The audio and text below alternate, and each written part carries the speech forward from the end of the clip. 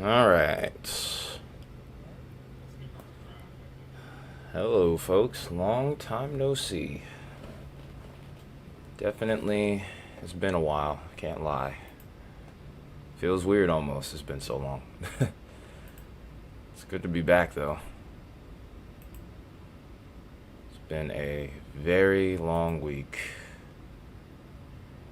Been working on some stuff that it's gonna be very helpful to the channel down the line, but had to make sure we had everything set up properly. It's been some nuts, honestly.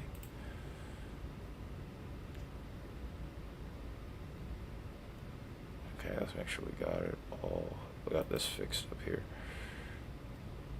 Don't know what is going on with Discord right now. I'm still trying to fix that. Hey, what's up, Amputee? You been doing all right?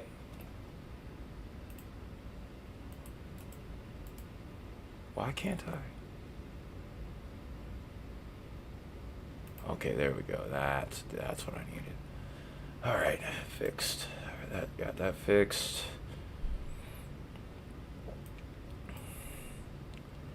Yeah, the weather has been absolutely crazy. Even though I haven't been streaming, I've been watching. That's one thing about it. I have indeed been watching. Like these last 3 days, it's been really hard to watch and not be live for it, you know? So yeah, apologies to anyone that was looking for me. Kind of left me a little down even, but we're trying to get ourselves set up to where we can play more of an integral part in the future. I'll get into the details of that when it's time. I'll actually be able to show y'all what that looks like, but for right now, I can just kind of only give you the vague details. Some of you probably know what I'm trying to do, and for those of you that do know, keep it a secret. So you don't, I'm gonna smack you. I'm just kidding. Oh, while we're at it, we do have PA Storm Trackers on live today as well. So we're going to be showing their feed actually right now. Oh wow.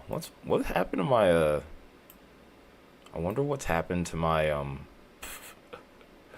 OBS setup here, cuz we're all sorts out of whack. We didn't have this problem before.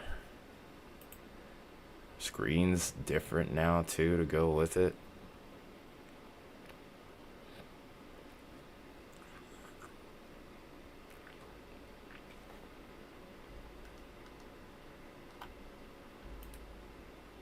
There we go. Want to be able to see what area they're in. And oh, wrong thing. There we go. Alright, we got it nice and fixed up now.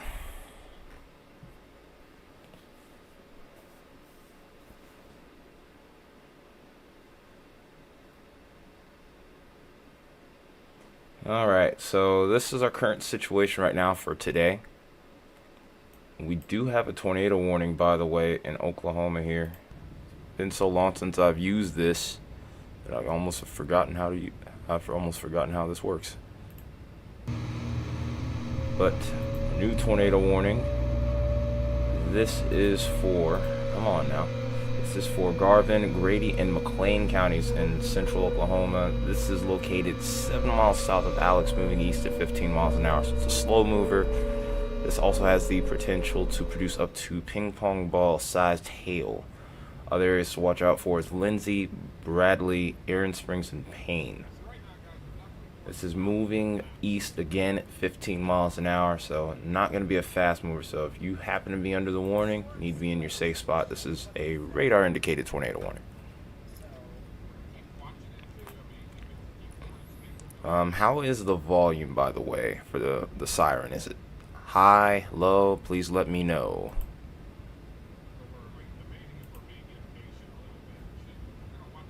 Also, guys, don't forget to hit that like button.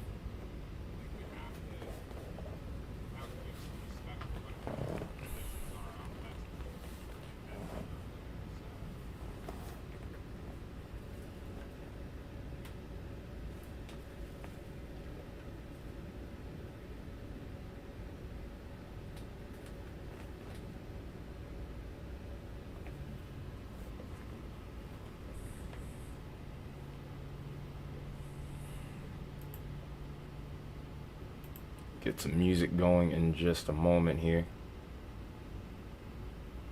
And then once we know the situation with this one, we'll kind of get into the discussion side of things as well, because it does look like we have a really, really active stretch ahead. Literally from tonight onward, it's enhanced risk after enhanced risk. So anyone that doesn't know, it's level 3 out of 5 for severe weather. All hazards are possible usually at that point. Notable tornado threats, large hail, damaging winds all seem to be possible at this point. So we may have been gone for a few days, but we're hitting the ground running here. I'm ready for it though. Like I said, I've been watching everything from afar. I just wasn't able to get any videos out. Just on and on, long work days, longer extracurricular after work. It's been something.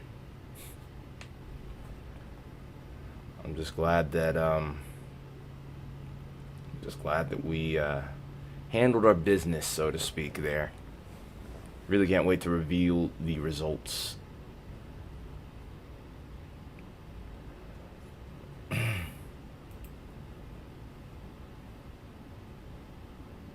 Okay, let's go ahead and... 1 second, stream might get, the feed might get lost for a moment. There we go.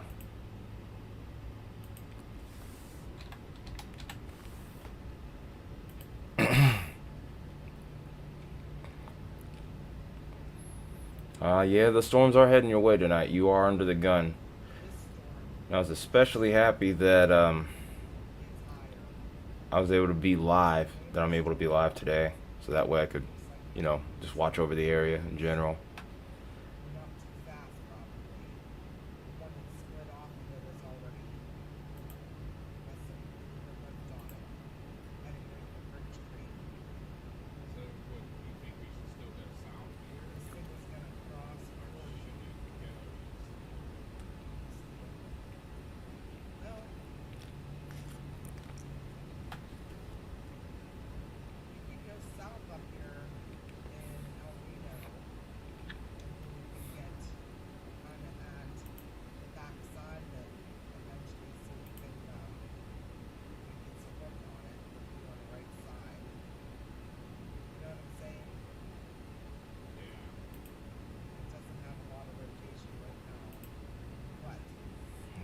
So, yeah, I've also made a few changes to this setup over the course of the week, so not being live and kind of getting through the growing pains is also slowing me down too. So again, sorry if I seem kind of off. This is the kind of thing where, you know, repetition kind of pays off.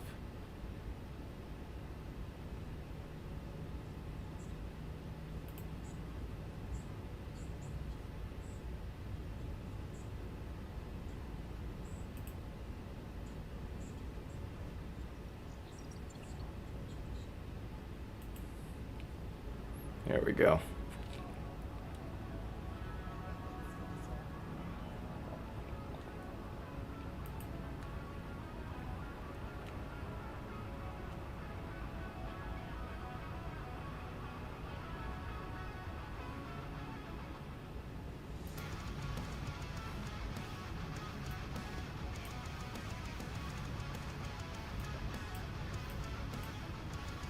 If anyone wants to talk about what the weather has been like this week in your area, feel free to as well. I'm still getting things set up here. I'd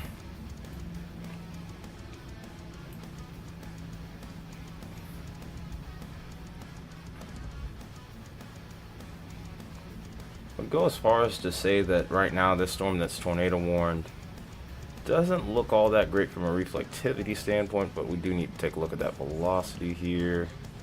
There is a little something here still. Nothing incredible. There is a storm spotter that's going to be close to that.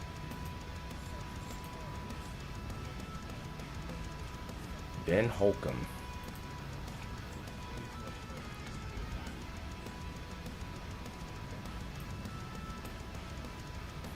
Yeah, but this rotation seems to be trying to ramp up here. It looks like it's getting itself better organized as time goes on. From a little bit that I've seen of this storm so far, it definitely looks like it's on an uptrend. Kind of a classic case of a supercell really starting to develop its updraft. Mesocyclone might be starting to develop by this point. Bradley and Lindsay, I think it's going to end up passing between these two towns here.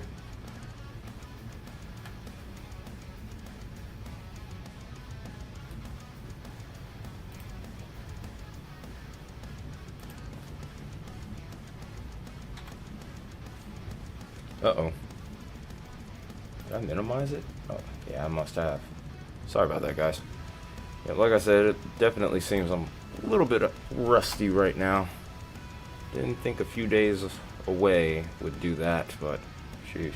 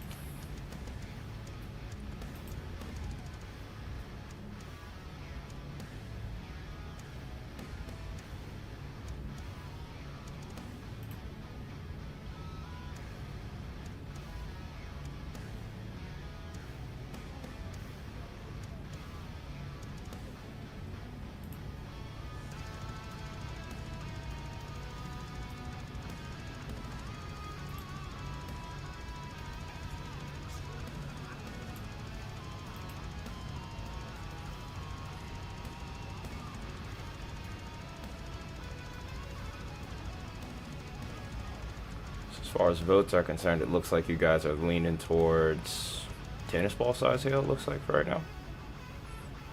Let's hope we can get some more votes in.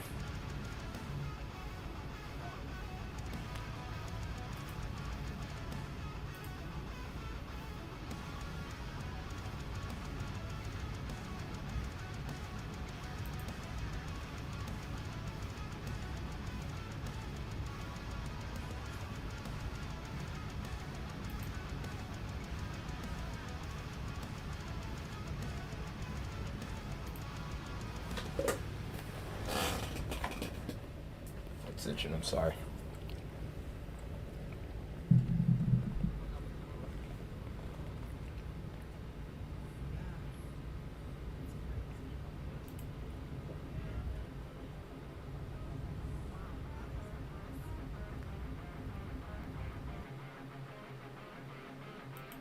That is a beautiful storm structure right there. They're getting close to that warned storm. Best part is that that storm is moving slow, so it wouldn't be much of anything for them to catch it. Wouldn't be too much trouble for them to catch that at all.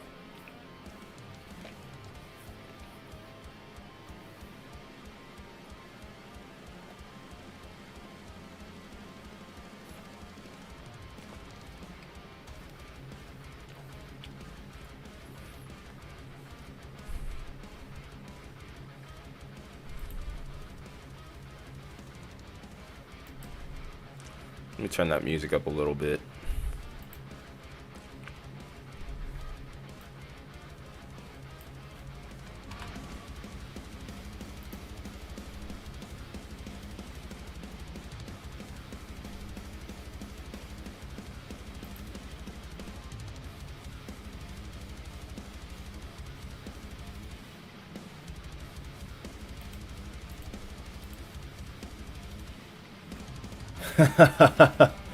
Look at that. It has a little bugle there. That's kind of funny.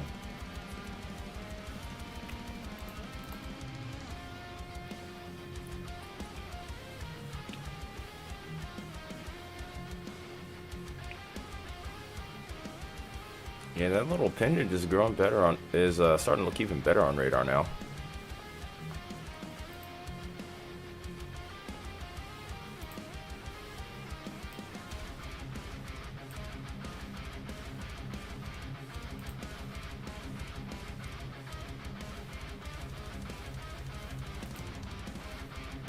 Okay, there it is.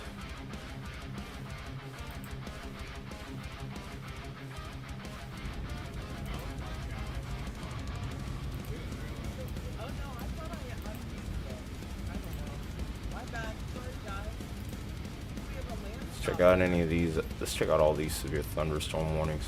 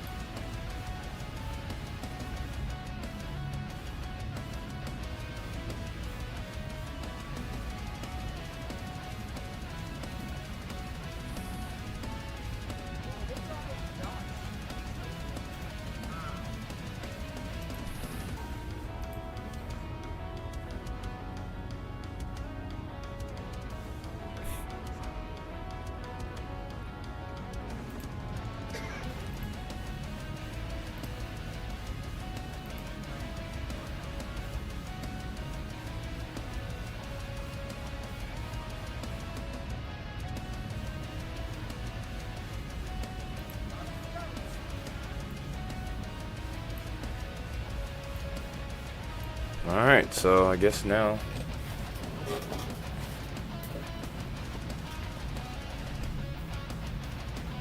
we'll get started. Nah, we still need to stay on this tornado warning. It does look like it's trying to ramp up here, especially from what I'm seeing off of storm tracker speed here. The velocity doesn't look all that great though now. Make sure I'm looking at the right side, of course.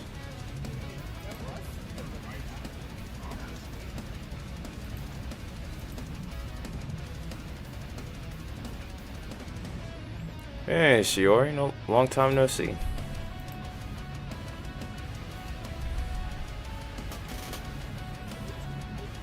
Still getting used to this new setup here. My brain's just not kind of wrapping my head around it.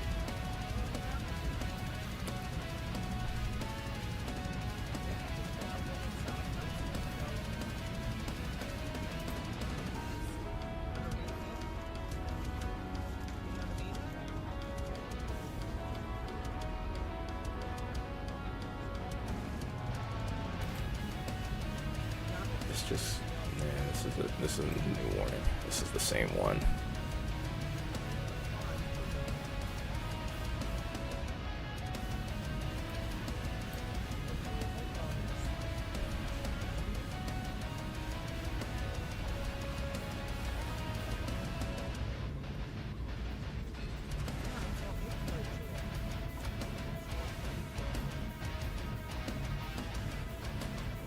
It's been fun but hectic at times.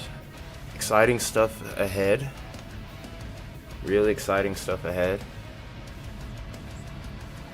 But you know, yeah, it's just been it's been an interesting week. It's been an interesting few weeks actually.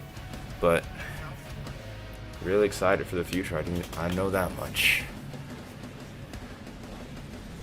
I'm gonna be contributing a little bit more in the field, so to speak. That is a beautiful picture, by the way. Holy cow.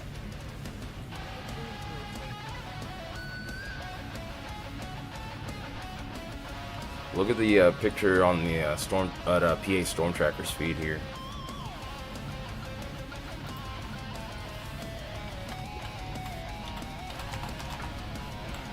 I'm in their chat right now, actually.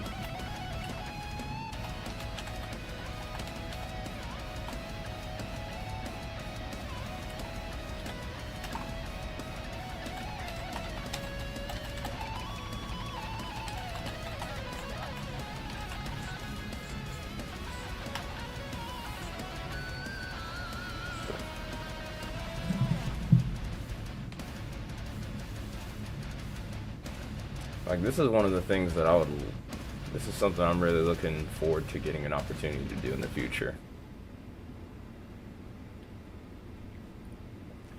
Just need a decent camera for that.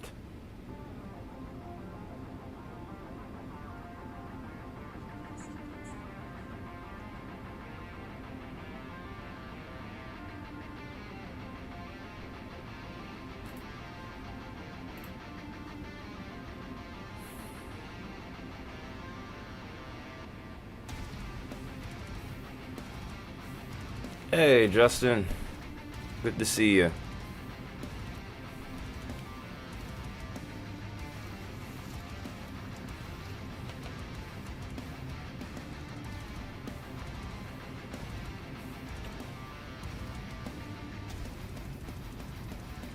Yeah, happy to be back. I've been hating missing these last few days, man. It's really sucked. I'm just like, man. And I mean, even though I wasn't live, I was watching everything unfold. It's like, damn it, I want to be here. But y'all will find out why all in good time. Some things are in motion, I'll just leave it at that. Ooh, you went to Nebraska. Oh, you've gone to Nebraska.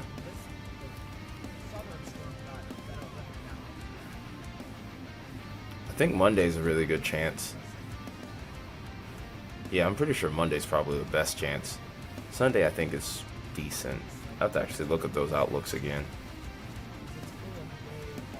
One thing we also got is we did get that third monitor. That much I can tell you about.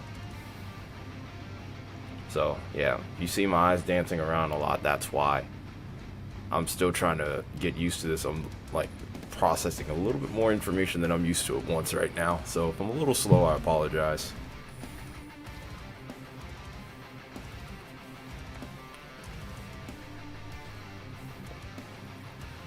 Yeah, I mean, that was always part of the goal, was to be out there and chase, but Of course, if I chase, I'm sure you guys would want to see it, so that's another thing that we're working on. Have a whole bunch of different projects here in the channel that we're doing. Stuff for members, stuff for in general. Yeah, because Arkansas is in the crosshairs too, so yeah, it looks like it could get pretty busy for you these next several days.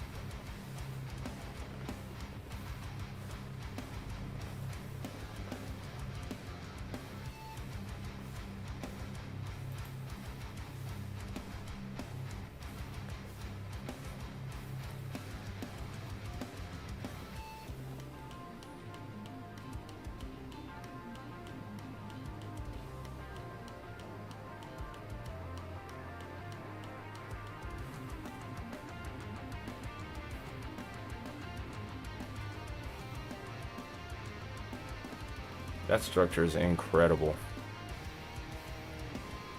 Oh, really? Nice. Congratulations to whoever graduated.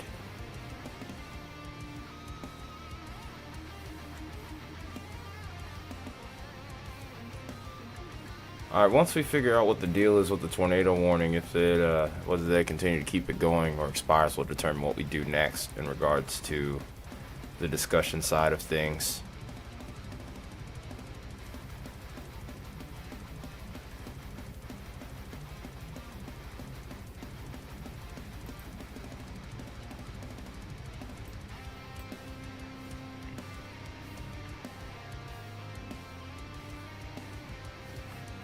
The storm seems like it's pretty strong, but it seems like it's struggling with its inflow, based off the look on radar.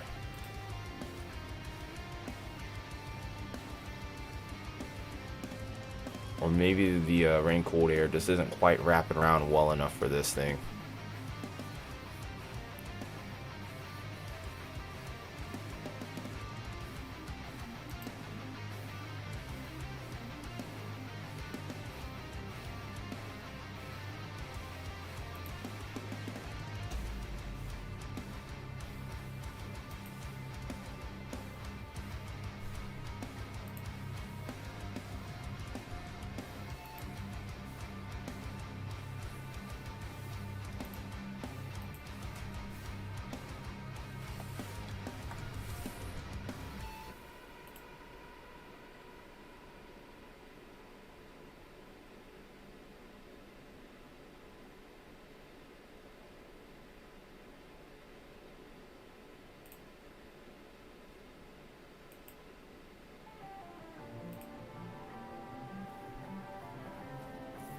Hey, Renita.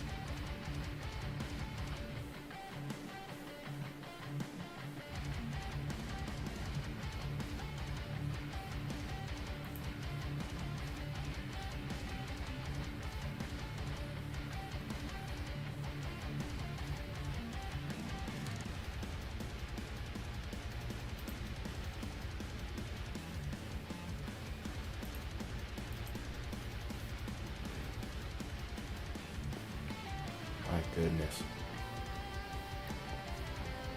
I'm still seeing some of the images that are coming in from last night, by the way. I'm just kind of floored by it. Man.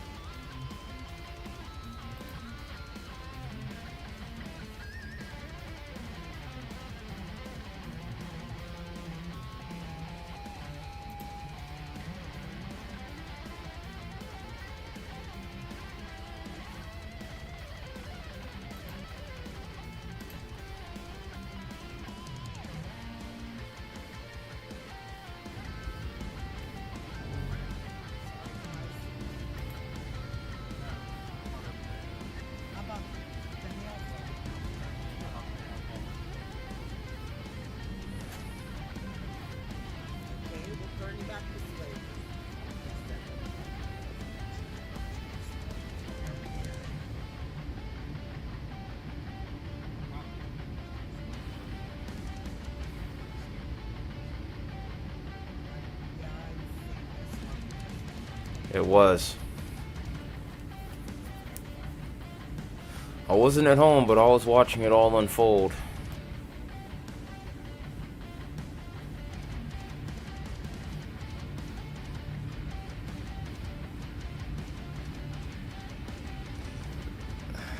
Nocturnal tornadoes at that. That was the worst part. I was out real late too, sadly.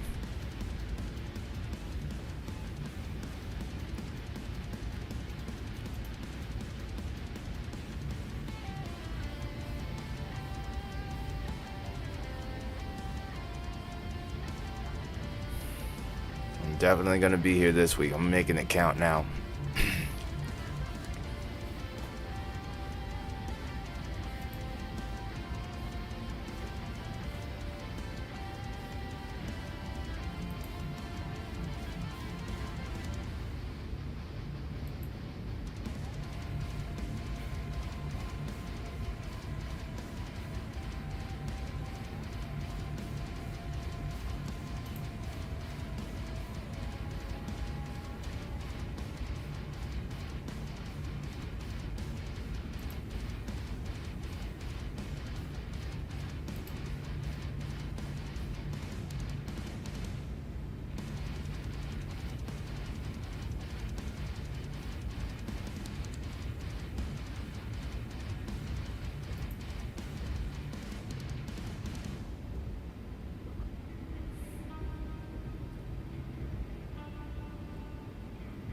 Well, the weather pattern itself lately just looks volatile. And I mean, in the May outlook that I made earlier this month, I was looking at that. I was looking at the tail end of the month particularly. And usually I don't get super excited when I look into the long to what I even call like extreme range.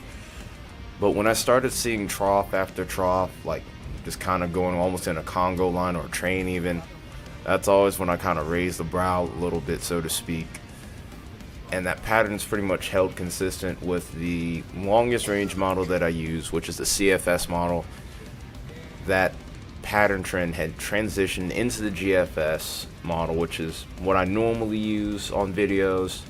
Then we get it on the Euro, which has a little bit shorter range, but not by much. So a lot of model continuity is really what I look for, and it's kind of check the boxes there. So it's become a situation in which really, well, we kind of saw the worst case scenario, unfortunately. You always kind of hope that that doesn't end up happening, but unfortunately it's exactly what happened. I don't think it'll be an exact situation like that, but I can't rule it out. Like, I would say between Sunday and Monday could be big days as well.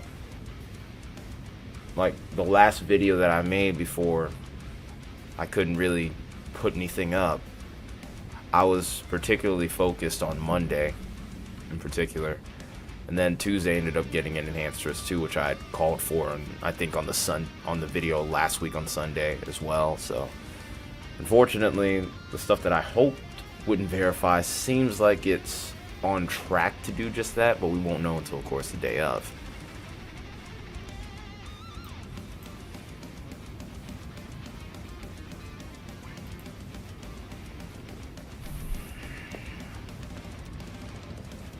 I'm just hoping that we don't see a repeat. We especially don't see like any nocturnal storms, because those are the ones that will often do the worst kind of damage and hurt the most people. Because a lot of people just don't see it coming, and that's exactly what we saw in Somerset and London. I was watching that on my phone as it was happening. It's like, dang, man.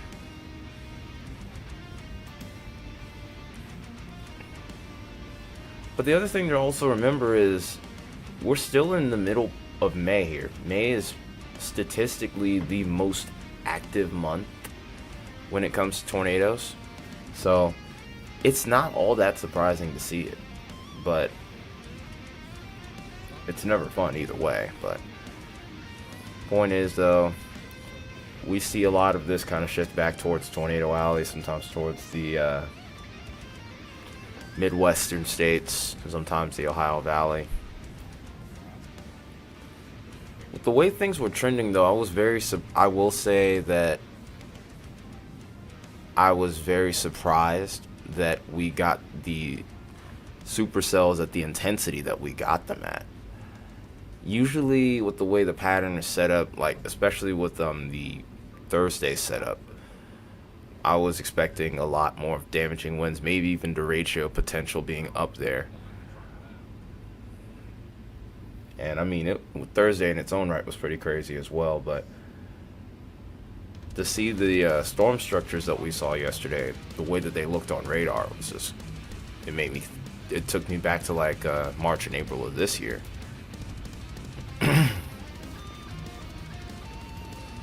So, pretty crazy situation there.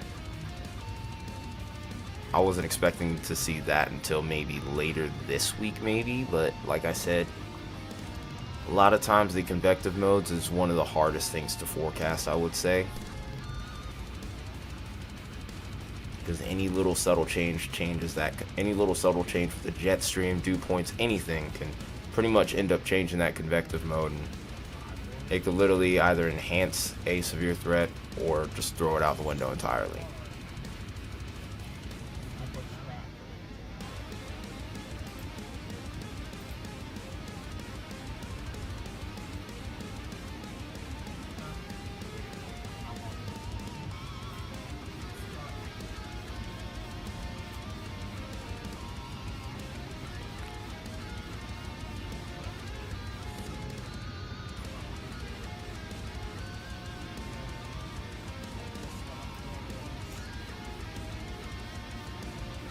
Rotation on this storm, it's there, but it's not. I'm not seeing anything that's all that impressive with this. Like I said, it just doesn't seem like that rear flank downdraft with the rain cooled air on the backside of this is really wrapping around and creating that imminent tornado threat. But it wouldn't take much of anything to get it to do so. Once it does, I bet you it drops just like that. I want to do the discussion for the rest of the week, but when you have a storm like this, you always have to be on your toes because it literally just takes a moment.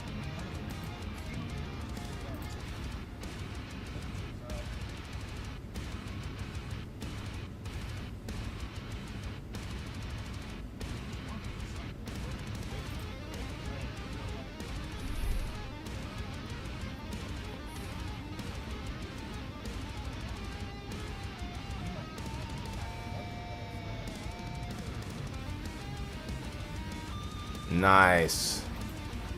Love to hear that. Yeah, just in case, you end up going to sleep, or if, let's say, the internet's out, you should be able to get a warning through the NOAA radio regardless, as long as it's powered up and charged.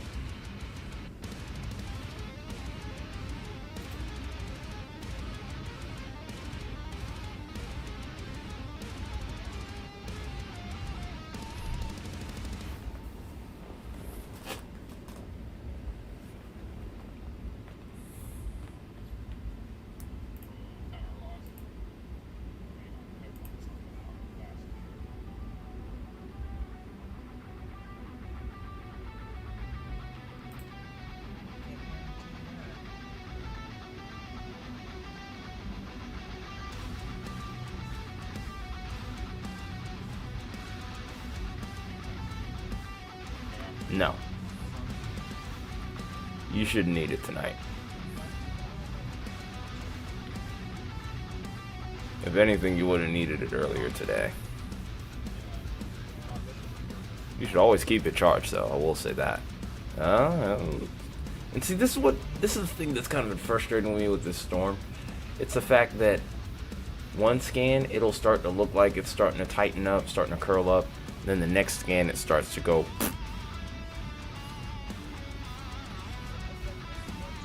Like when you look on velocity, it's this little tiny, it's like a really small area that starts to pop up here. It starts to look good, like right now, like there's a couple different areas I'm watching.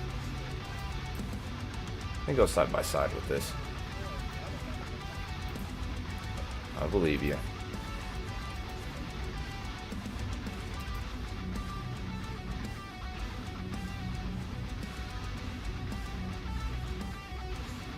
Yep, that's the... Okay, so that was the point of rotation. But see, like, it looks like it starts to ramp up here. Okay, these last couple scans are looking a little better. We can get a little bit more inflow now. Then, I think we might have something here.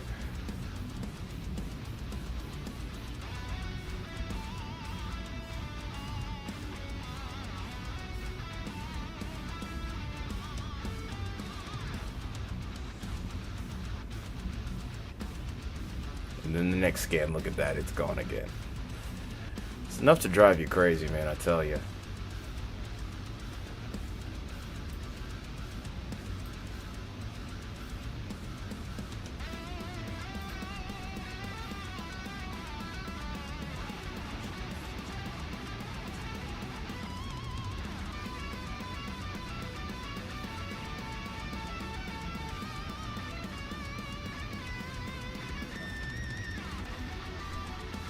Yeah, I don't think it should be an issue for you tonight.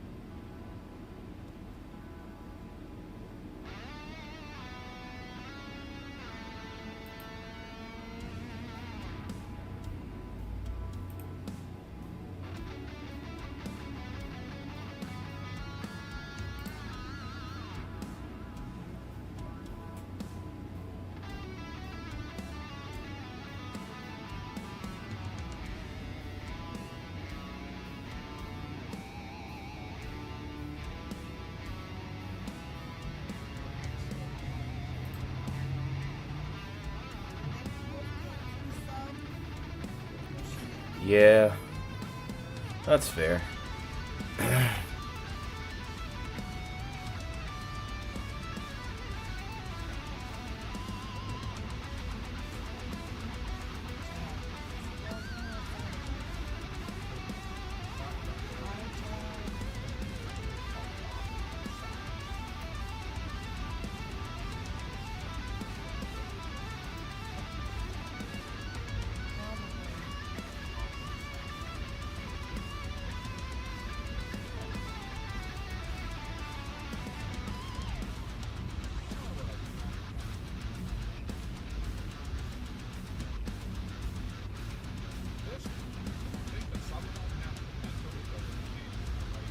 Check something here real quick while I'm at it.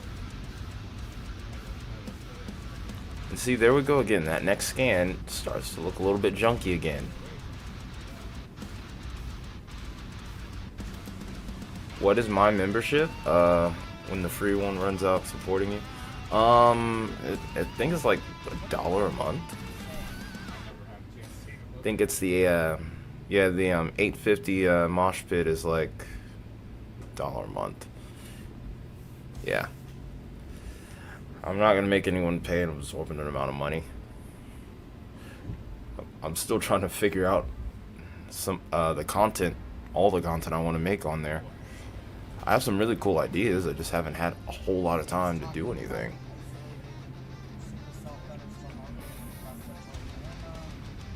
Let me check the reports today. Let me see if we've already had anything at 2 inches or 2-inch hail or bigger.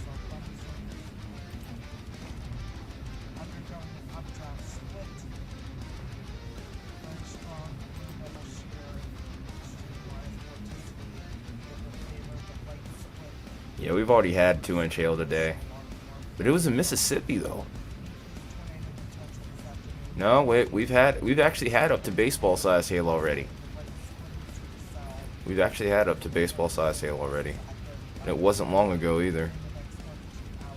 In fact, it was only a matter of minutes ago. And Canadian County, Oklahoma. It's over towards Mustang. Baseball sized hail, so Emmanuel, I think you lost the L. I think you took an L right there. In fact, there's actually been several baseball-sized hail reports. There was one in Tuttle, Oklahoma, Mustang, and then there was 2 reports in Mustang and one in Tuttle. That's how it goes sometimes, I guess. We also had oh wait, no, it's only 2 baseball-sized hail reports and then 1 hen egg.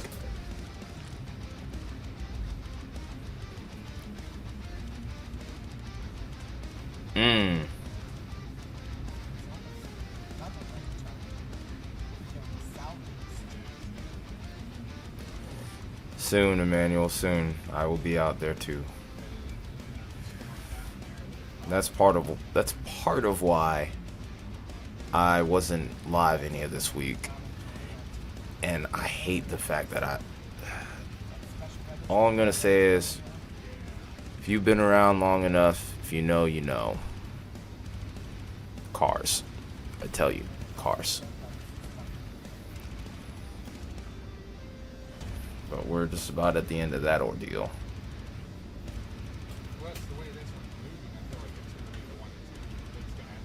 In fact, I'll kind of get into a little bit more details with a membership video probably tomorrow. Maybe even do like a member live stream if needed be.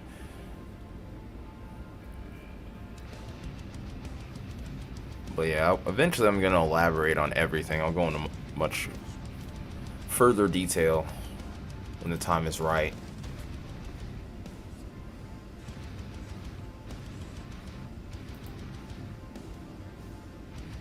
Yeah, this storm looks like it's trying to wrap up again. See, that's the thing. It's just something missing. It's just keeping it limited. It's to the point where the storm just isn't quite able to do it.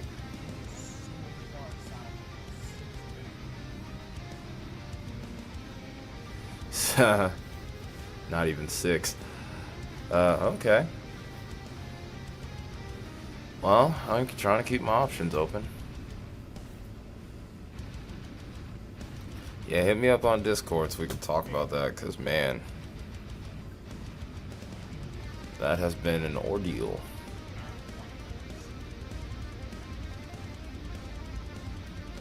Yeah, a few people that are in the community really know what's going on there.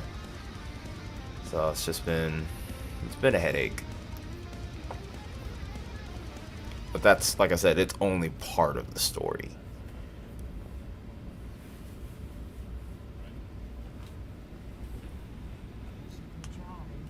Yeah, what we got needs to get, it needs to be resolved, and resolved soon.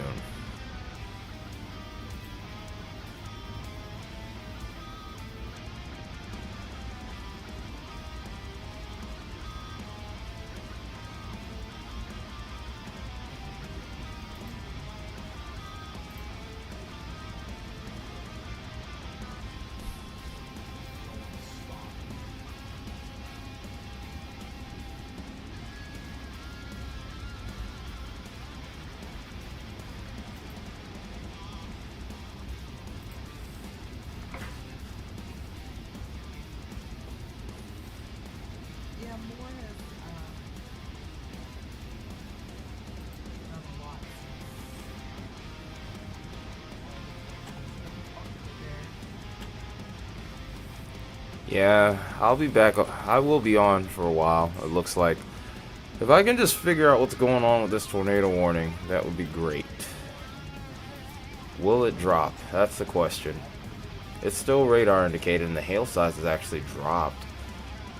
So, I mean, it's still discreet, but there's 1,000 questions as to why this isn't dropping yet.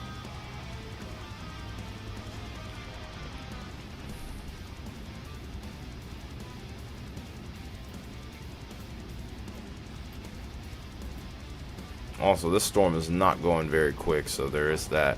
I might, if push comes to shove and it just keeps going slow, I might just do the discussion anyway. But yeah, definitely check back in later, Renita.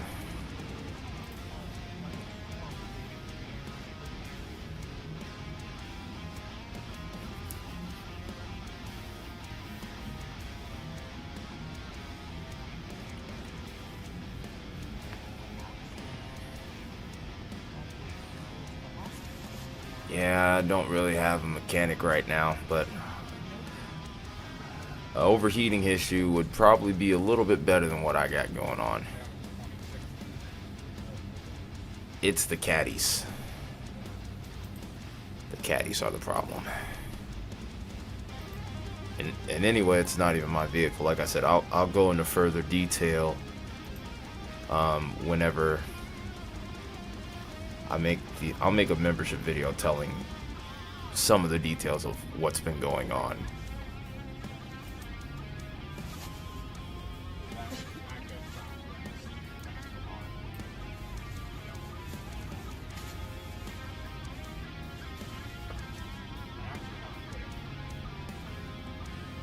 Yeah, if you know anybody though, it definitely would help.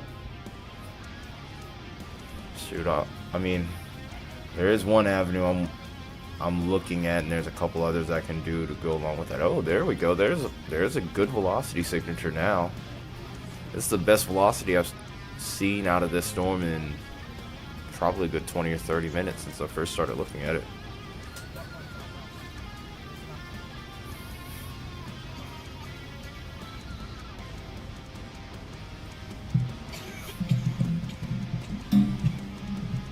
Yeah, I've also been getting equipment set up so that way if I do go so that way for when I do go chasing, of course, I'll be live streaming that as well. So you guys will be with me whenever I go chase. That's part of it. I figured y'all would probably be mad at me if I didn't do it that way anyway.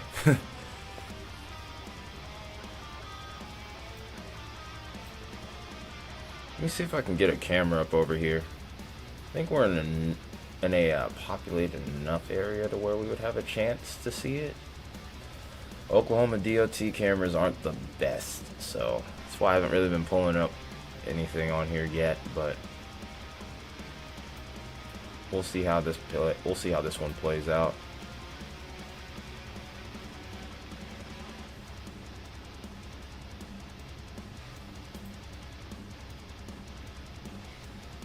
Alright, let's do this real quick.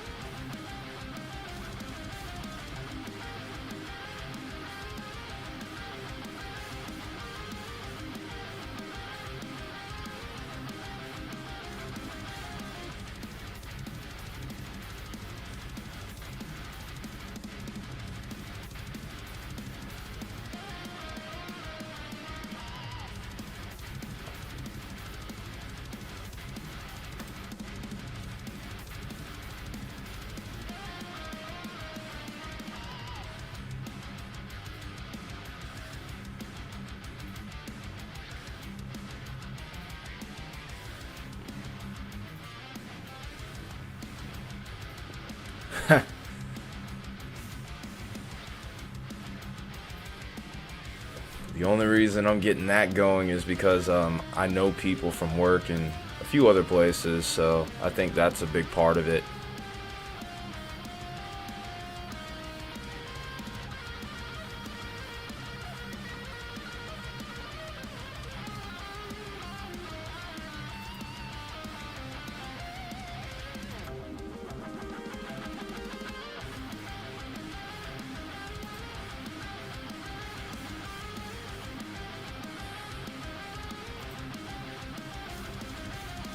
Oof.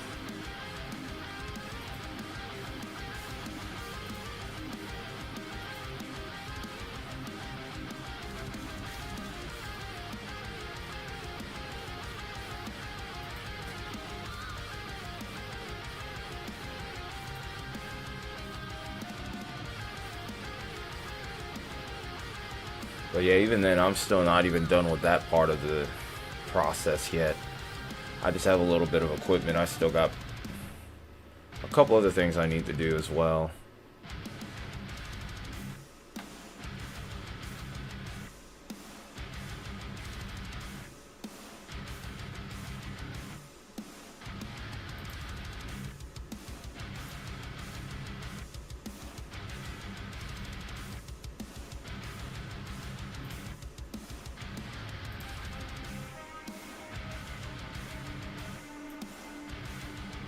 It was looking good earlier, and then it keeps on kind of cycling backwards a bit again.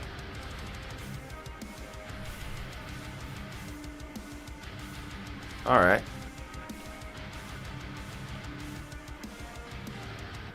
Well, it can kind of span a large area because just really anywhere in between the area that I work in and where I live would be good enough. Because I'm pretty frequent in both of those areas at this point.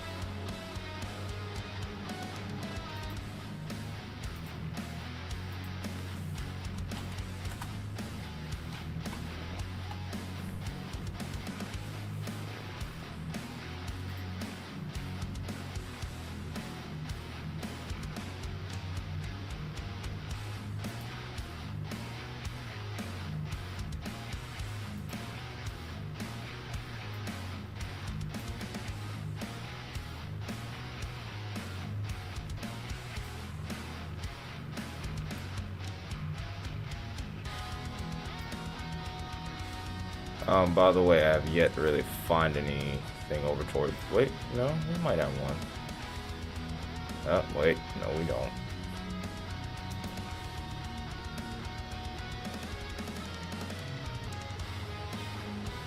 Yeah, we don't really have too many cameras over towards Paul's Valley.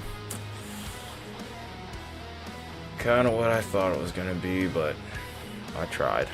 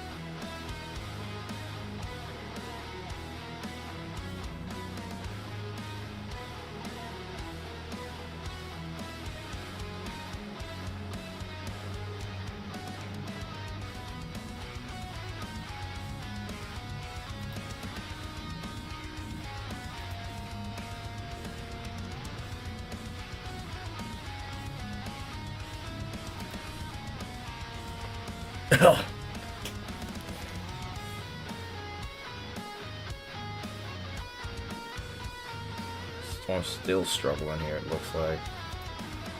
It got close. It seemed like it got pretty close to getting something together here. Now it just looks like it's starting to fall apart.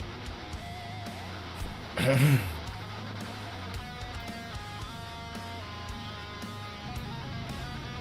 we can go back to the single screen here.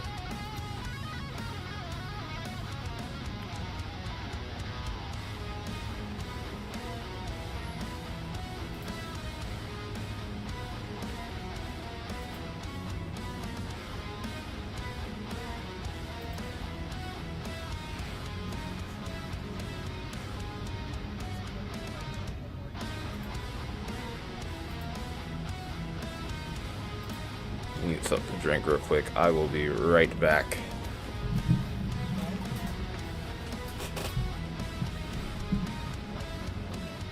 Oh dang, I'm not used to this at all. It feels like I feel so scatterbrained right now with this setup.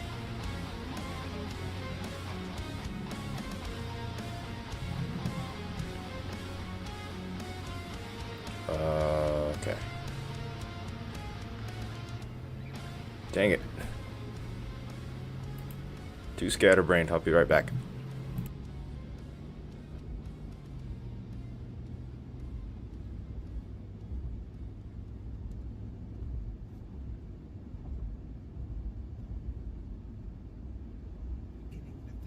Somebody put a curse on us.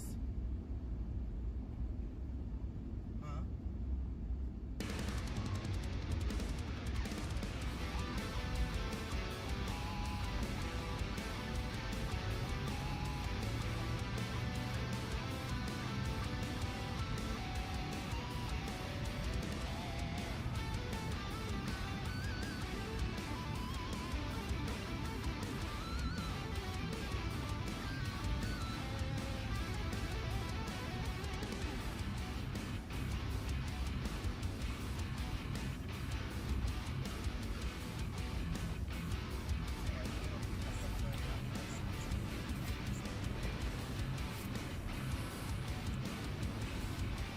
All right.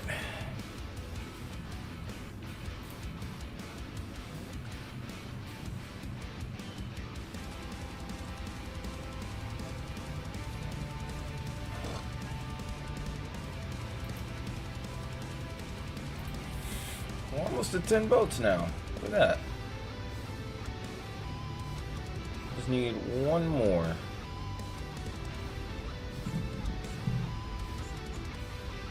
A lot of you guys are saying it'll stay at baseball size. The storm's seeming like they're downtrending. I mean, I'd be inclined to agree.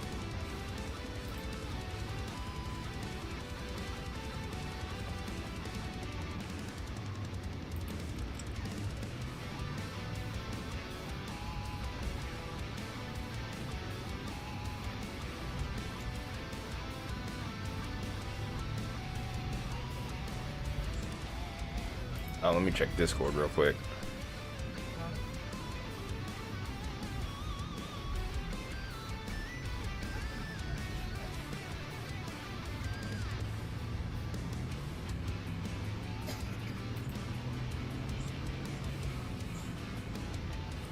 What am I looking for?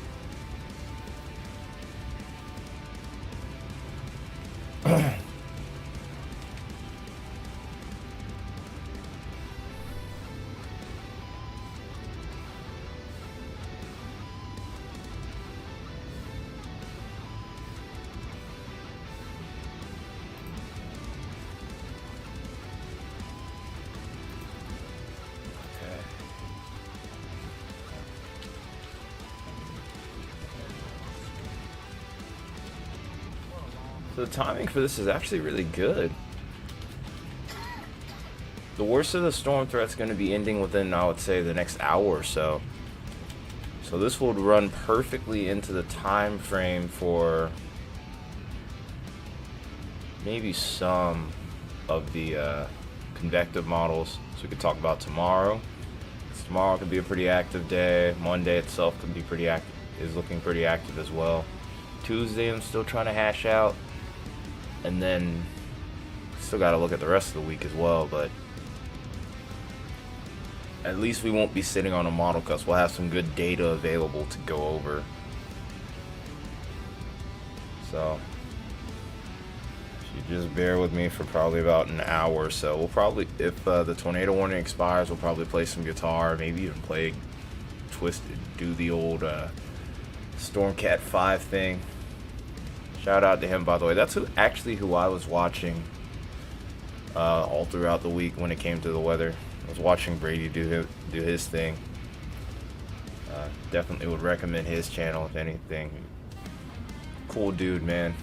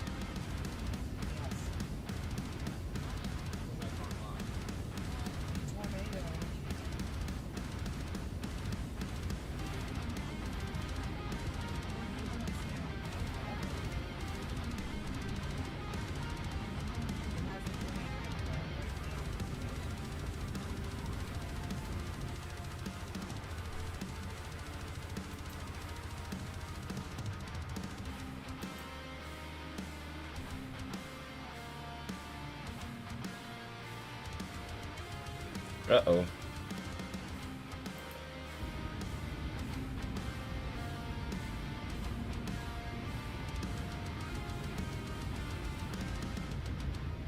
Oh yeah, this thing's done. It's weakening, and it's weakening pretty fast now. We go back a few scans, look at this earlier, it's a completely different storm from what it once was.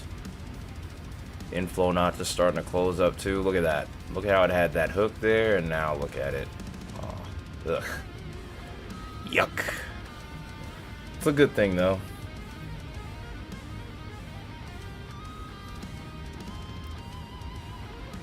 Yeah, but from a storm chaser's perspective here, yuck. It looks ugly now. Incredible shrinking storm.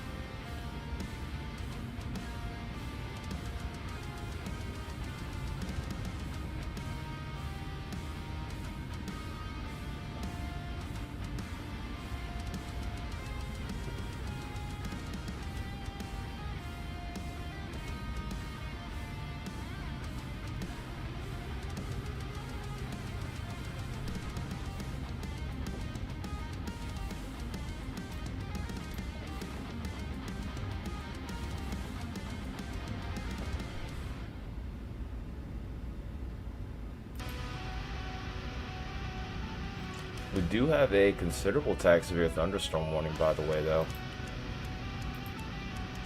This is tagged for 70-mile-per-hour winds mainly. There is a small chance for hail here. We have ping pong ball sized hail.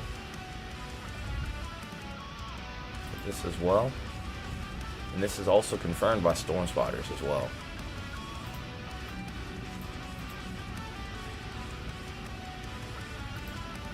And really, that's the most impressive storm that we have at this point.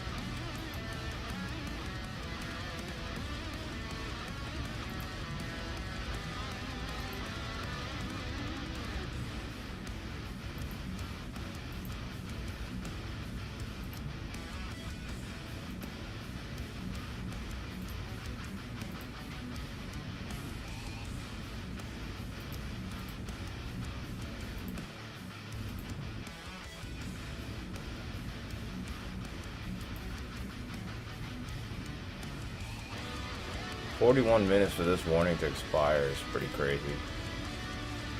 If it can re-strengthen, though, you never know, but this looks like junk.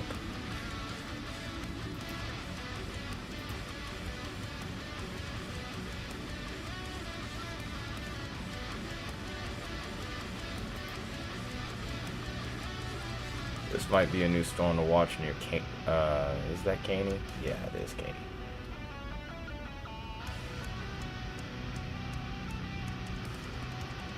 Gonna be in a little bit of a radar hole here, actually. That might be one to watch real close.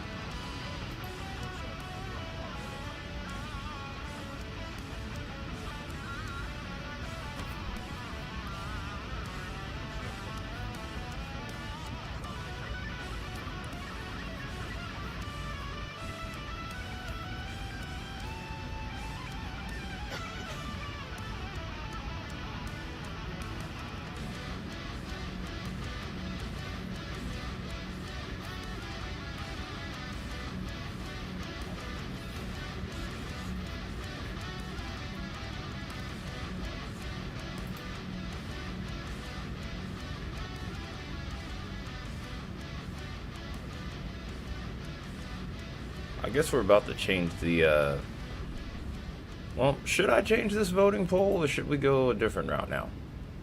Back to the west.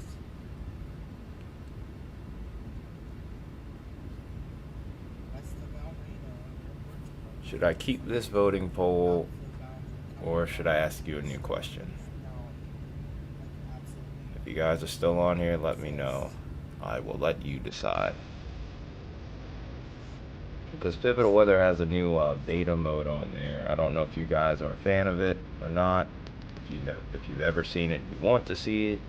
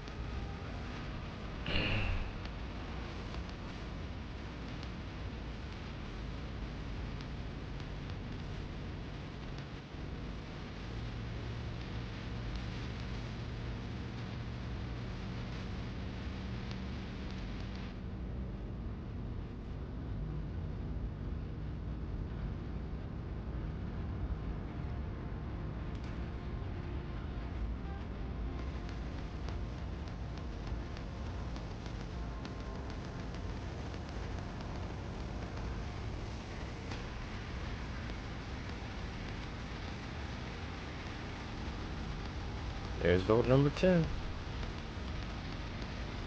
I wonder if we can get the 15 likes.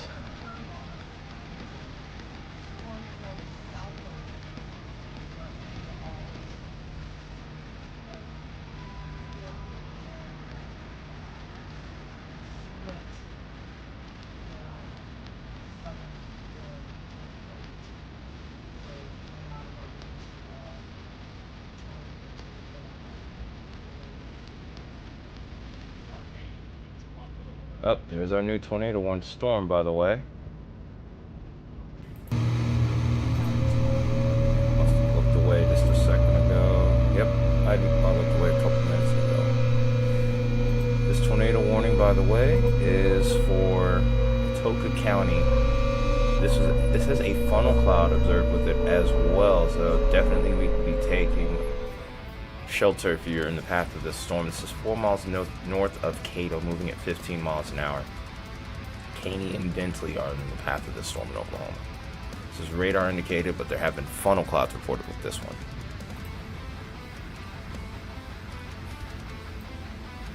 And it's right in a radar hole too, which is the really crappy part about all of this.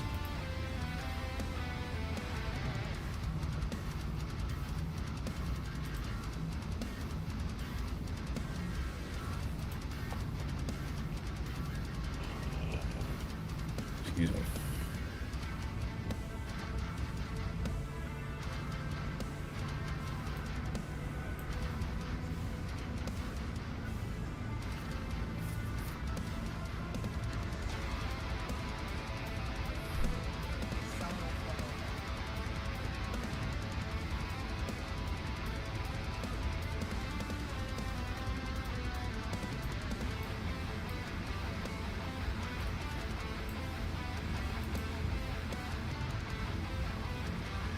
Even though it's distant, there's still a decent sign of rotation. I just can't get a clean view of it being as far out of range as I am.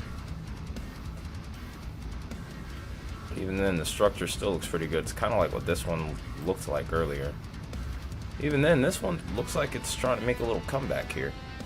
It's not done just yet, but it definitely looked like it was struggling a little earlier.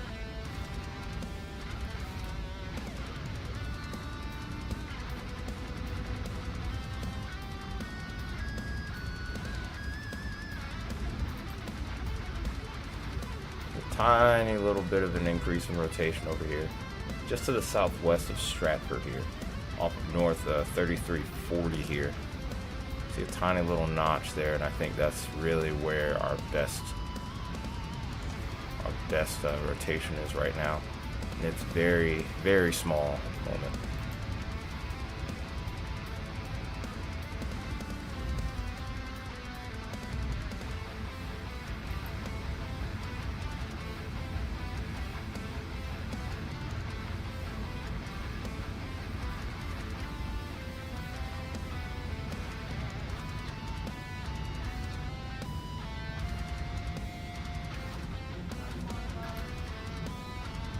Gotta go to the bathroom real quick. I'll be back.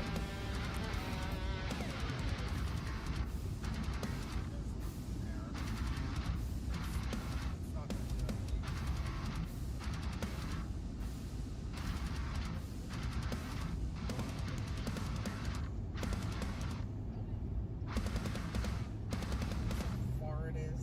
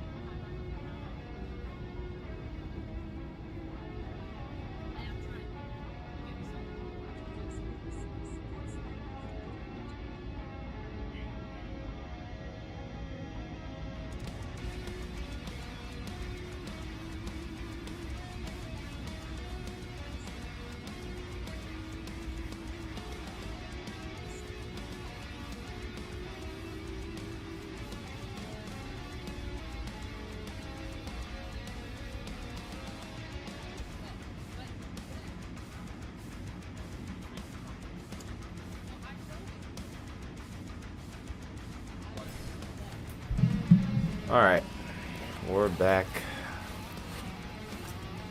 So some food arrived not long ago. So I'm gonna be eating a little bit while we stream, so camera's off, but we are still here. Current situation with this cell here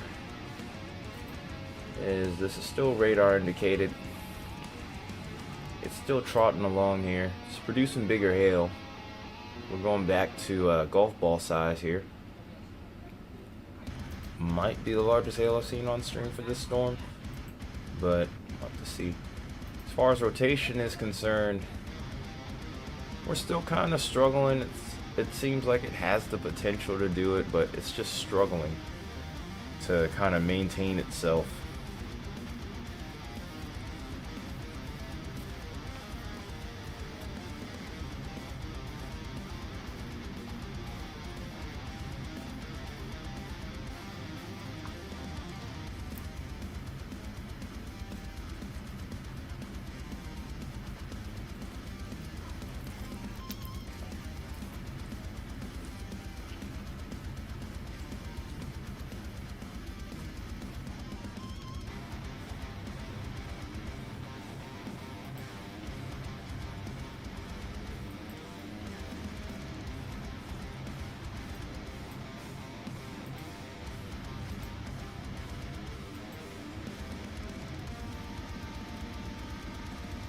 Our other tornado warning storm is also still radar indicated at this moment in time.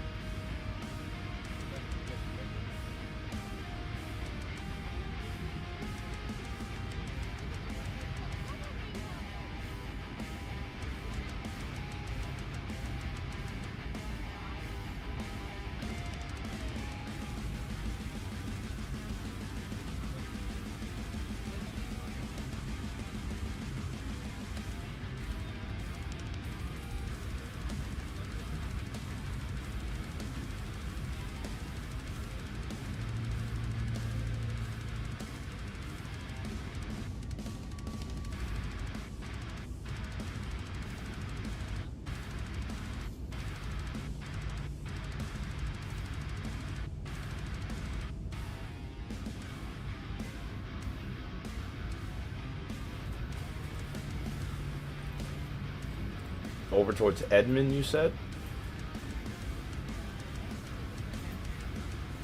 Let me make sure I remember where Edmond is. 'Cause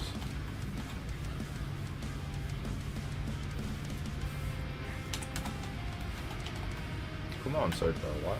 There we go. Edmond's fine. Edmond's done for the night. A little later down the line, over the course of the next few days, that's gonna be a little different. But as far as tonight's concerned, I think you're in the clear. Yeah, the only really game you got in town is well off to your southeast. It's moving away from you. So you're all good for tonight, Prince.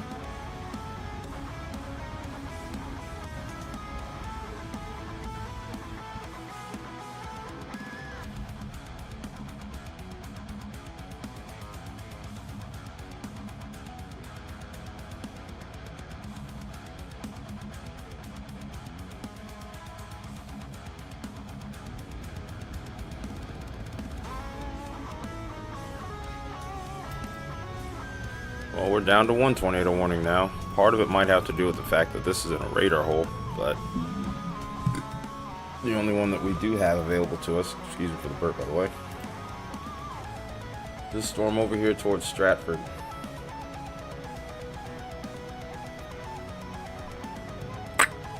Oh, excuse me.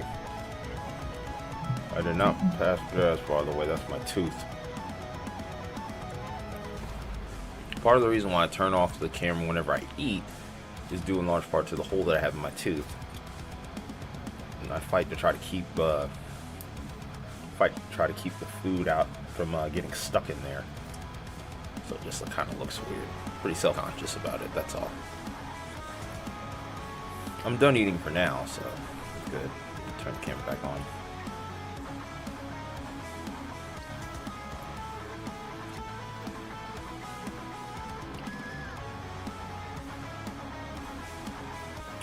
The storm continues to do this cycling bit.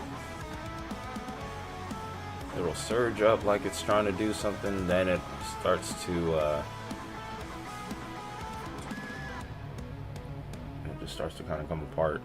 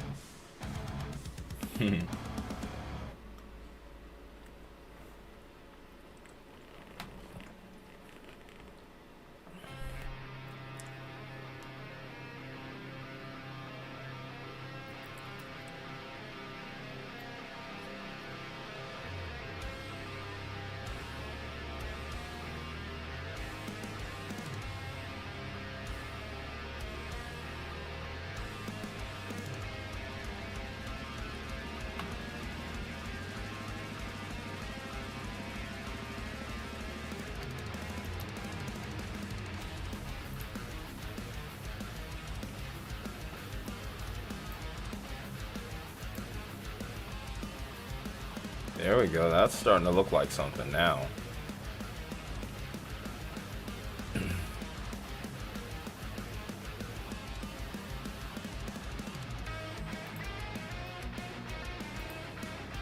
Still looking at radar indicated rotation. You have to look out for Stratford and Vanos at this point, but not a whole lot changing at the moment. The storm does look like it's trying to intensify again, though. They're kind of doing this on and off throughout the entirety of the stream, essentially.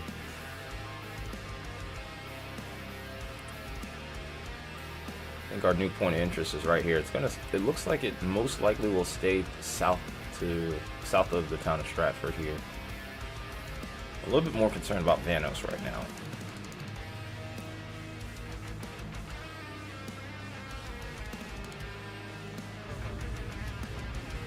There we go. PA Storm Tracker's feed is now back.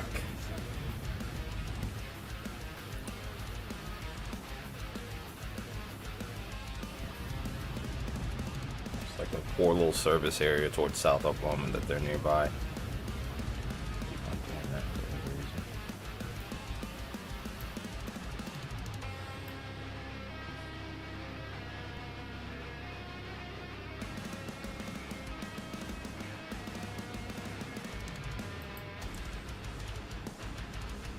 And there they go, they lost it again.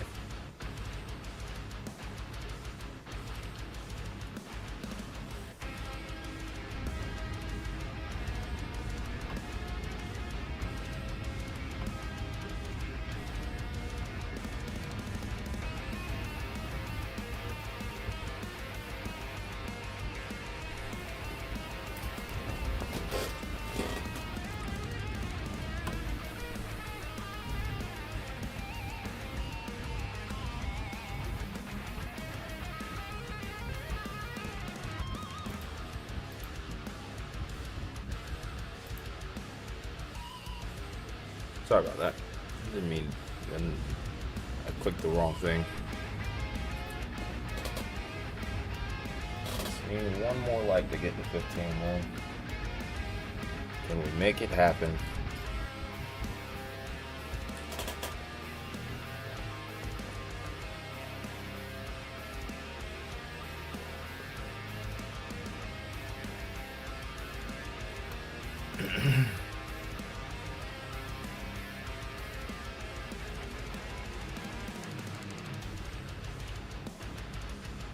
And there it goes, doing that cycling thing again.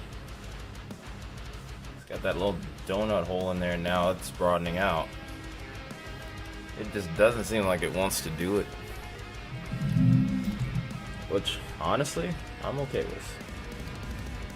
For the night we had last night, I would prefer for not to do anything. Could be a new point of interest right here, though, maybe. Could. It's hard to say. If it did try to drop anything, that would seem more like an occlusion, if anything. But well, I don't know. Maybe that would be a gust NATO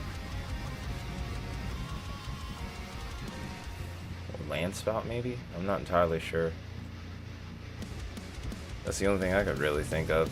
I'm kind of reaching at this point to give this thing a chance.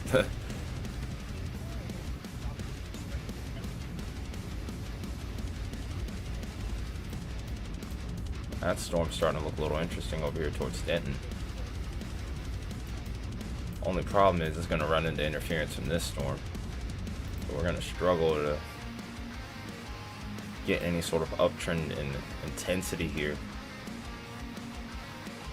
It does have 65-mile-per-hour winds with this as well. Or it has radar indicated 65-mile-per-hour winds.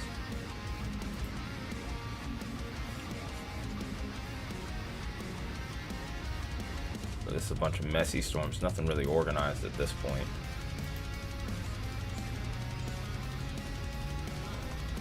These storms off to the south don't have quite the wind shear that you would want at the lower levels to produce tornadoes, but I think these would be good hailers as well.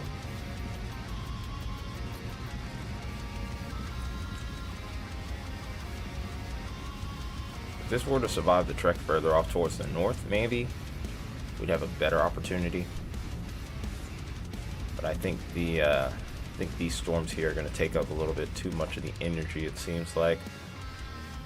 Well, let me not say that. I'm not going to count it out, but I find it rather unlikely, I would say.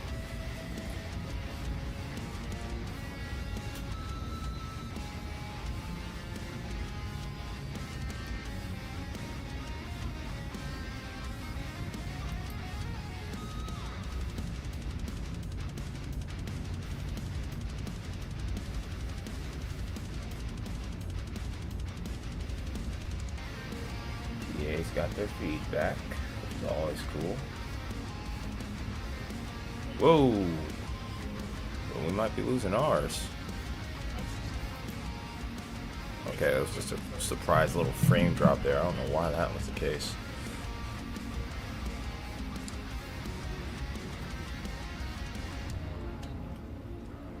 No, that's the point. That Melkor, we should cross where the Melkor meets the bridge.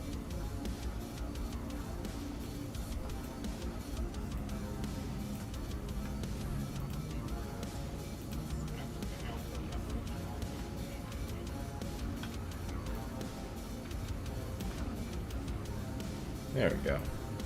Fix that a little bit.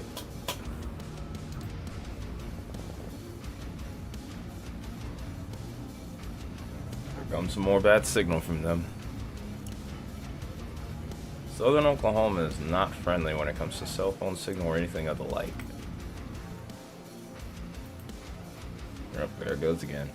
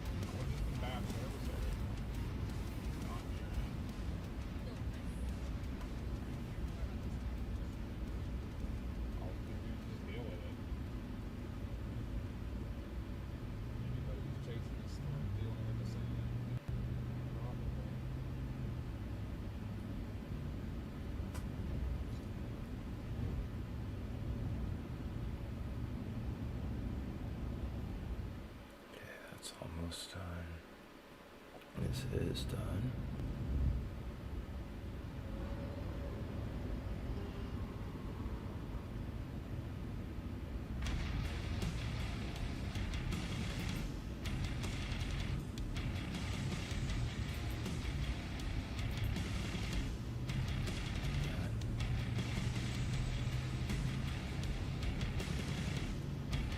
Alright, so depending on how these couple storms that we're looking at now behave is going to determine how we go about the rest of the evening here.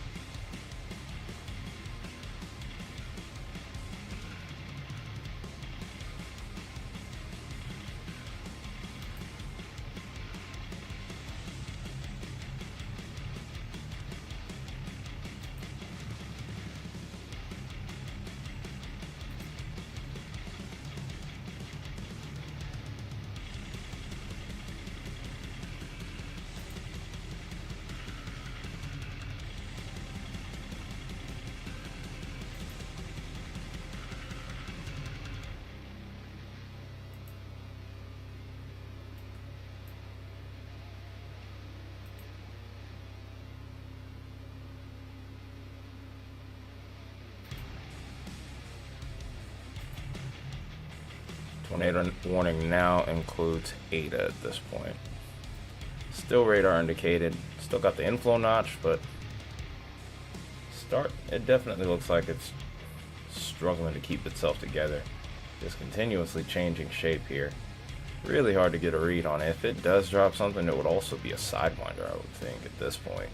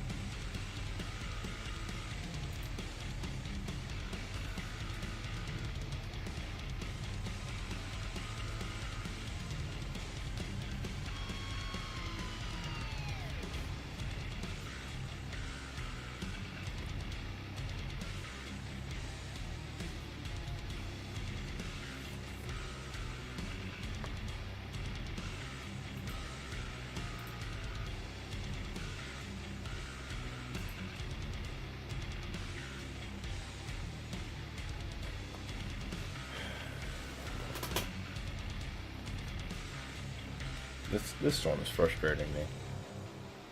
It's hard to tell what it really it's hard to tell what it really wants to do. It's like it wants to do 4 minutes. It's like, yeah, I might do it later. It just kind of be back and forth.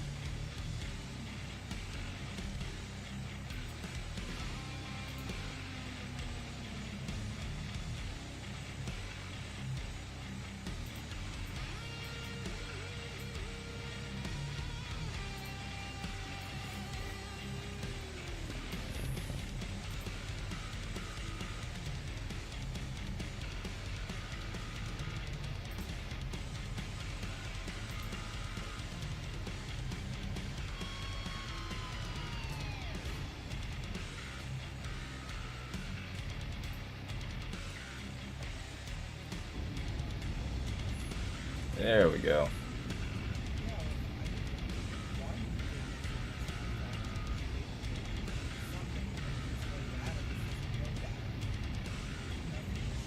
Looks like PA is still behind the storm. They're getting into the rain now.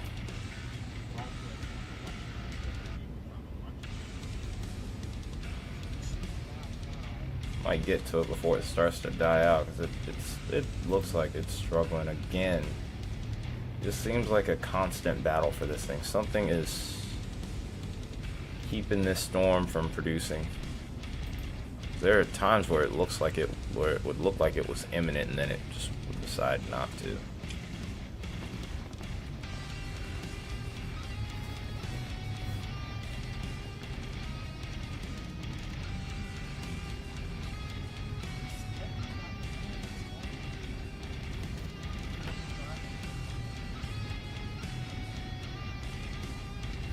I'm about to grab my guitars, truthfully.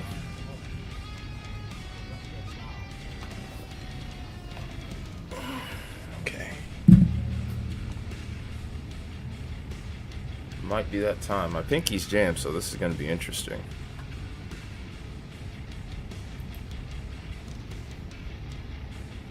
I may do it, I don't know. Depends on if anyone's even interested at this point. This has been a pretty dead stream, I know.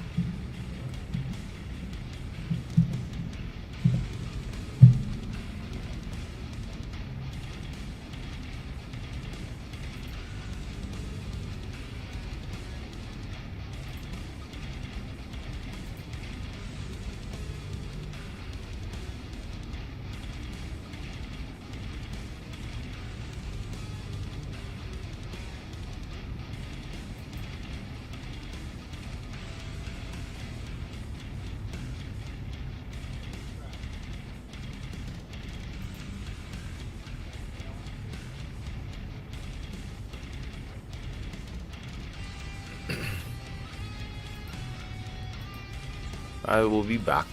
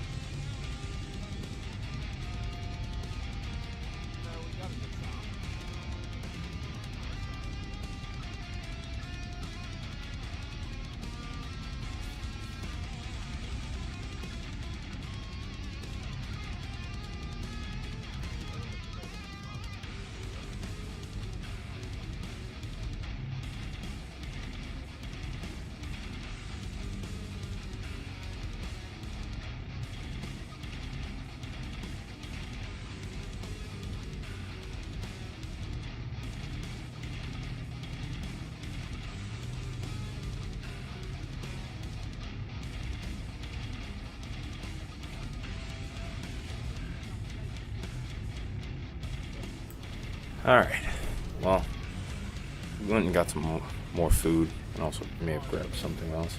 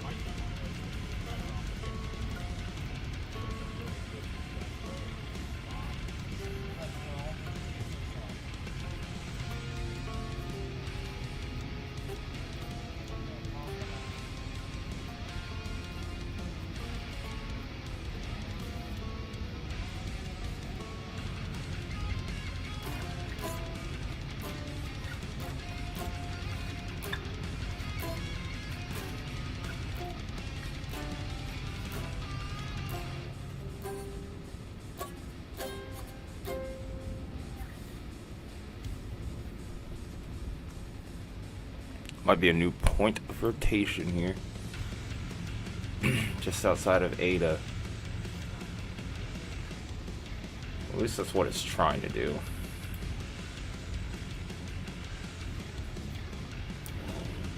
I mean, at this point, anyone who's still watching, we know the history of this storm. It'll ramp up, then it'll slow down, it'll ramp up, then it'll slow down. It's just cycling back and forth, but it just never quite dropped one.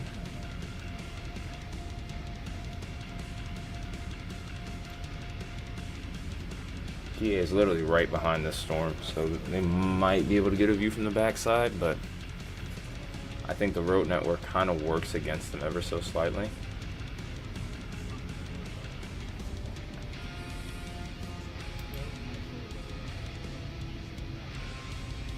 Yeah, I don't think it's doing it yet.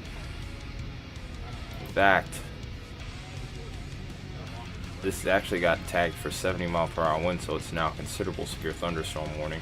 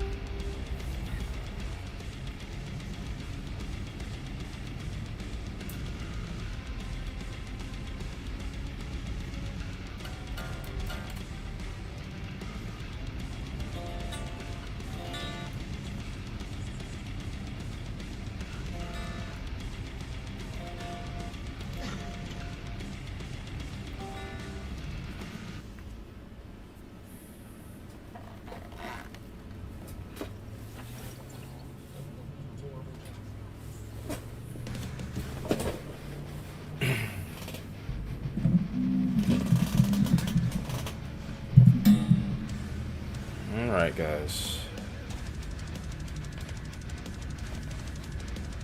Probably by the time this tornado warning ends, looks like it'll be 8:15. Probably play some guitar or something. For any of you that are still left on here. Warming up a little bit. Hoping I can play pretty decent considering the fact that I have a sprained, what probably is a sprained pinky. Might even, I doubt that is broken, but at the very least it's sprained. Working those aerators can be rough sometimes. Oh, wait, we might not even have to wait, but I don't know about this one. Hang on. Let's look at the trend again, make sure.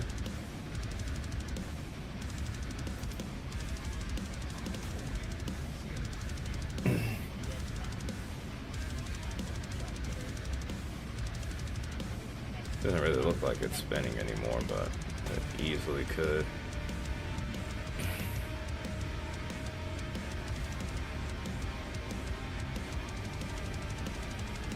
Well, I mean, we've been watching this one storm, but it hasn't really done much.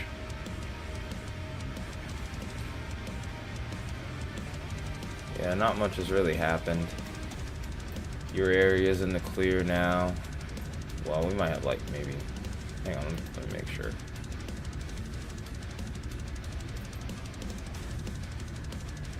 Yeah, oh, okay, okay, weather-wise it's acting a little bit tricky right now. Yeah, we officially have no more tornado warnings, but yeah. I think as far as anything for your area is concerned, y'all might be done for the night. Y'all might get a little bit of resurgence later, but I don't think anything major comes of that. Yeah, I'm just waiting on the models to finish coming in, and then we'll do the discussion side of things. It's a long week ahead.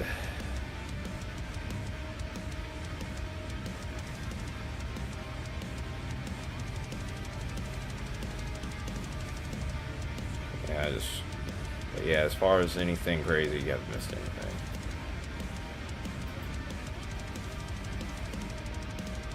Some really cool looking clouds, I guess. Yeah, this is done. This is finally done.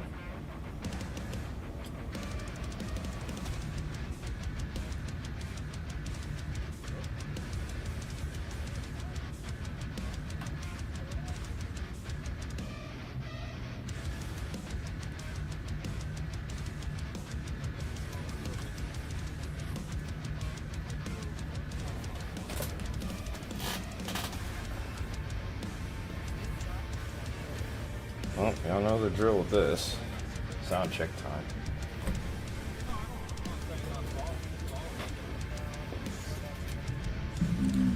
Yeah, one thing about Texas during this time of year, there is often a lot of energy out there. So whenever you do get a storm to form, it's pretty strong.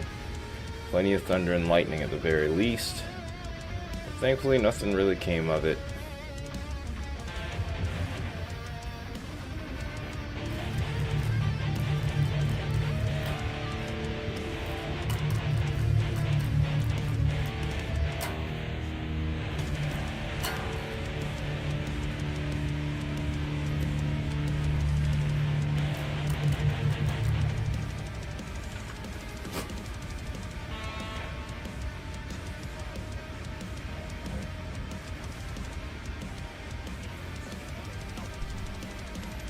Yeah, I've had a few of those this year even.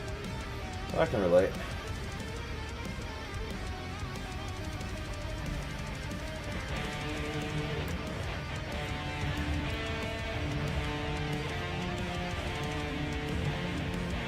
Ooh, that still hurts.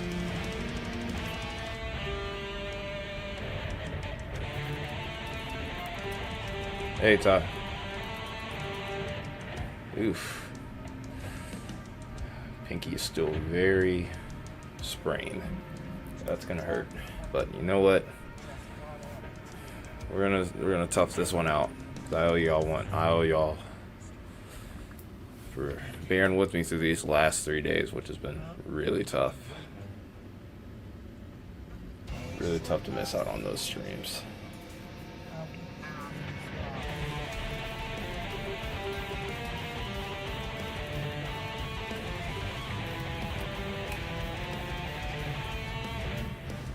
Todd, it doesn't really look like a whole lot's happening.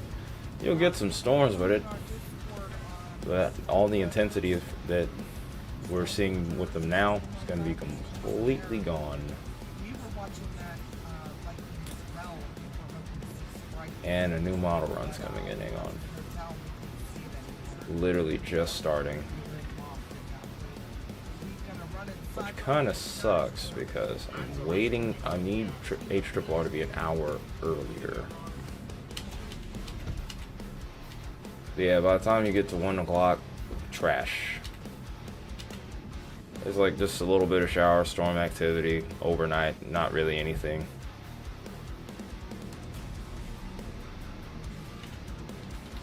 Yeah, I don't know what it's like to have a dog. But yeah, dogs don't. A lot of dogs don't like that kind of loud noise.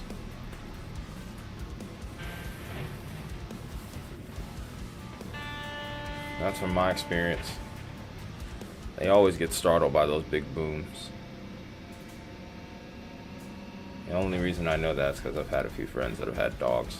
They've always kind of reacted to those big booms.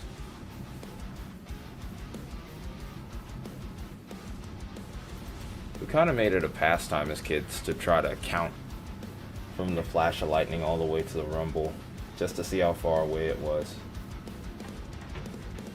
I guess I was just always kind of enamored in the whole weather culture thing, and it just continued as I got older. I mean, my siblings still like the weather. My older brother in particular loves it still, but obviously fate took him different directions, but so, you know, it is what it is. Well, I guess we'll do this right here then. A little messy in here, I apologize. It's been a while, like I said, it's been a while, a few days, a few weeks.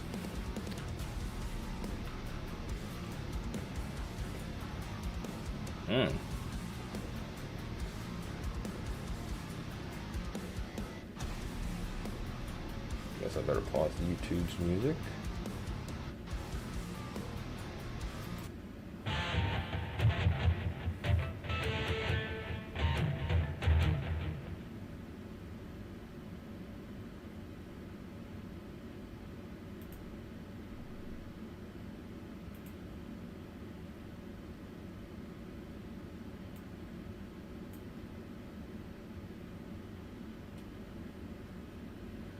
Okay.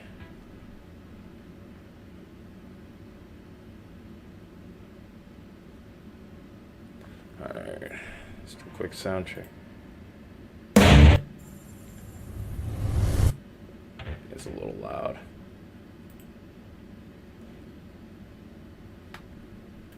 Or at least it is on my end. Let me try it one more time.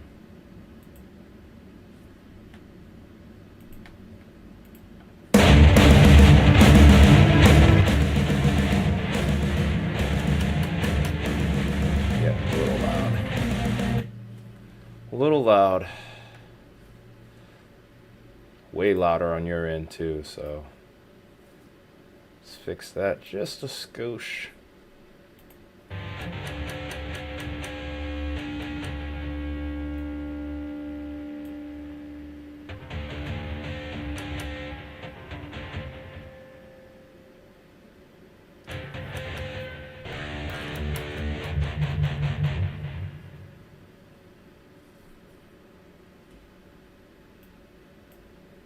I think we're good now. All right.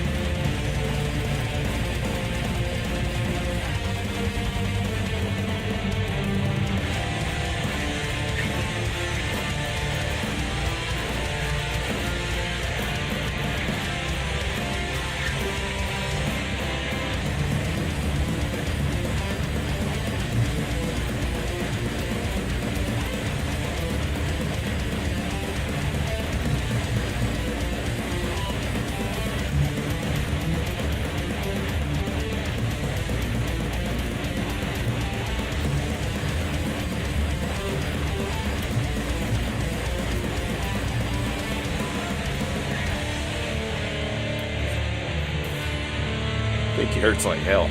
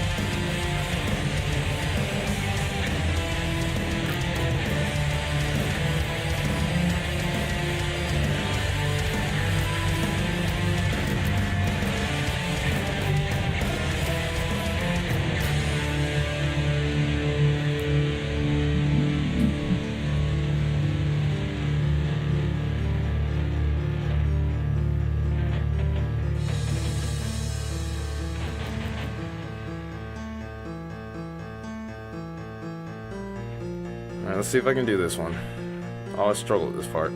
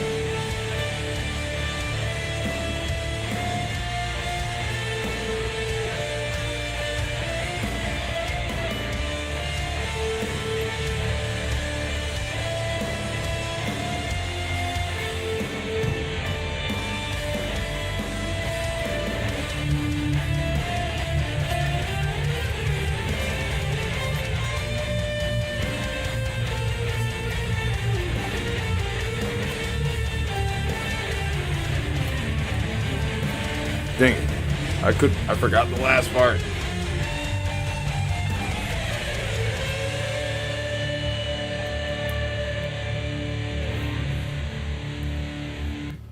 I forgot the last part of that solo. Sorry, y'all. I tried. It's hard to play it with a messed up pinky, either. It really sucks, actually.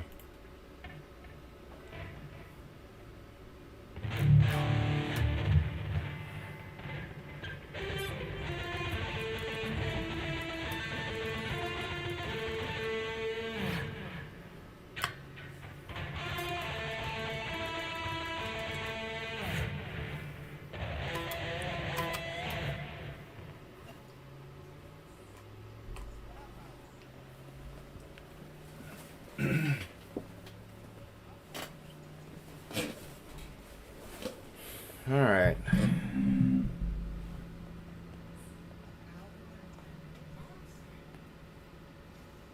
Just happy to even have survived that, really. You can tell my pinky's swollen if you look at this one compared to this one. If you look real close, you can kind of see it.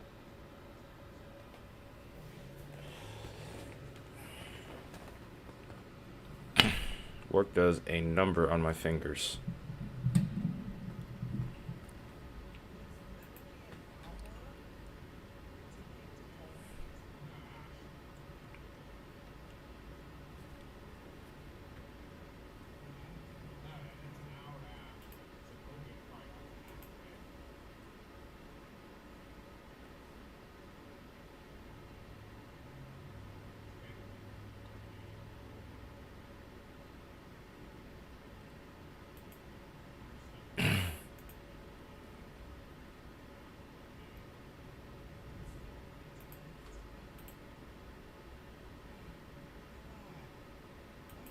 Triple R is way behind tonight. I know it doesn't go off of my schedule, but daggone it.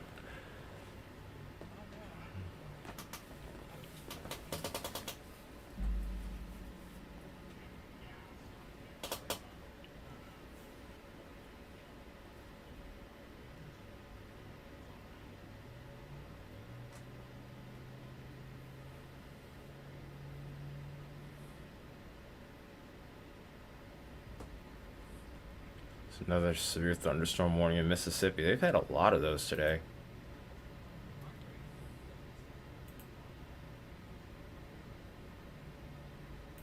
It's another hailer too. They actually ended up having a baseball-sized hail report over there earlier today. It's really surprising that they've had that much action over there. I don't remember there being a slight... Was there a slight risk and effect for that region? Yep, there was. There was.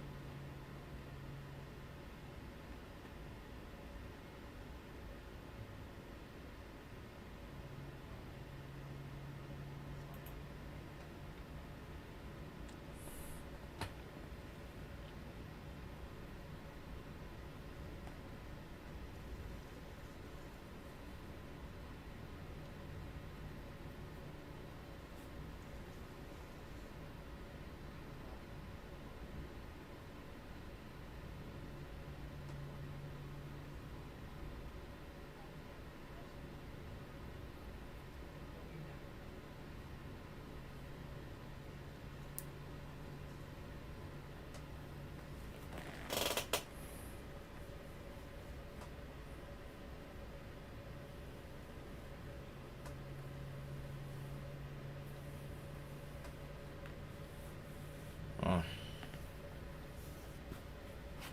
Oh, excuse me.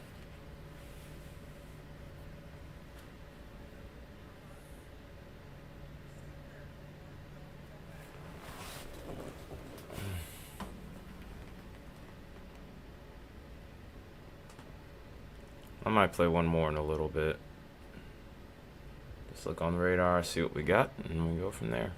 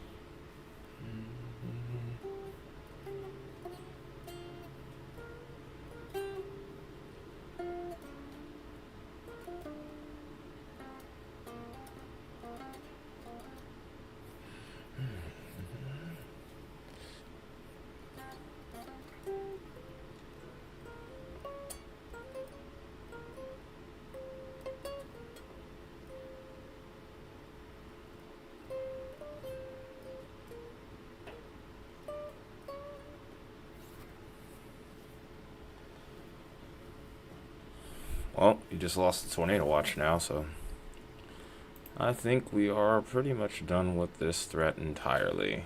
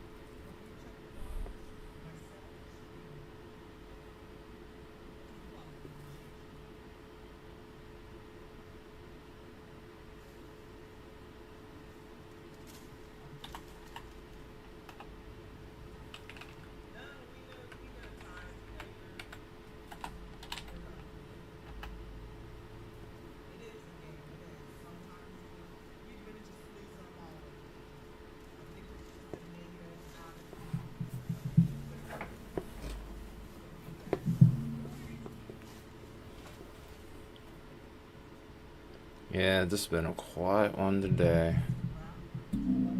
I'm in PA Storm Trackers chat right now.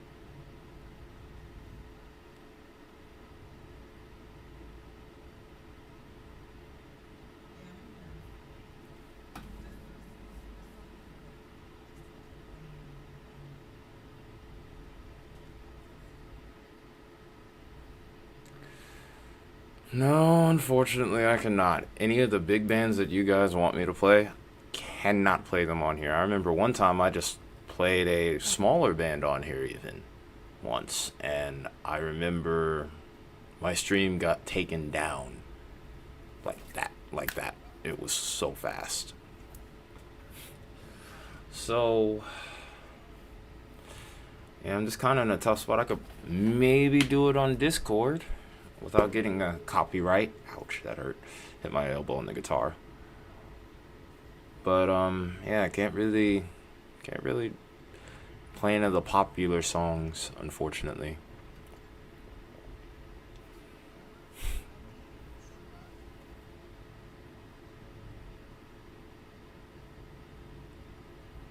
Yep, that's more often than not how it goes. Like, I remember one time I played a song from a smaller band also.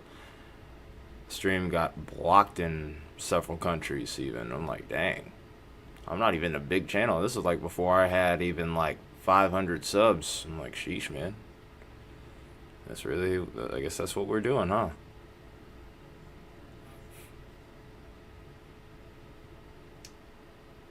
But yeah, I mean, it's a tough spot to be in. Don't get me wrong, love Bellacore, but I wouldn't mind playing something else sometimes. I know you guys definitely want to hear your favorites.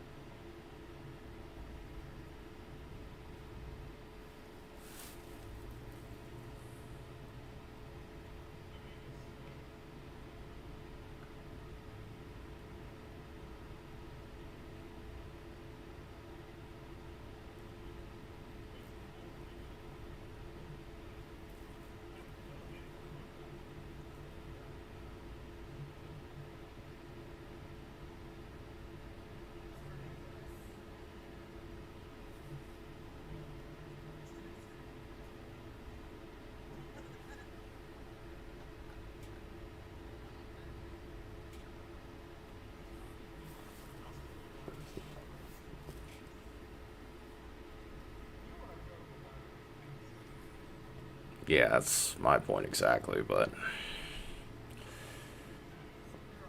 I think it's more of a label thing than anything else. It's the labels that are doing a lot of that, more so than the bands themselves. I think the bands are actually really flattered when people learn their songs. Because my favorite band, Insomnium, I showed them a cover that I did on YouTube almost 10 years ago. And they loved it. They were happy about it. And I think they may have very well said something to get it unblocked. But for several years, it was blocked. Which is crazy because because my other channel isn't even monetized. I covered their entire album from start to finish, the 7 parts. And at least 3 of those had gotten blocked. You feel free to copyright claim it. Take your money. It's your money, not mine. I even said it in the description of the video that I didn't want, and I'm not looking for any money from these songs. And yet, still got taken down. Thankfully, it's back up, but sheesh, man. And Insomnium is not, or at that time, Insomnium was not that well known. They're still not. I mean, in all fairness, they're a melodic death metal band, and a lot of people don't like metal as it is. Death metal. But, like, sheesh. Yeah, I think I still remember how to play one of those riffs. Let me see if I can even do it.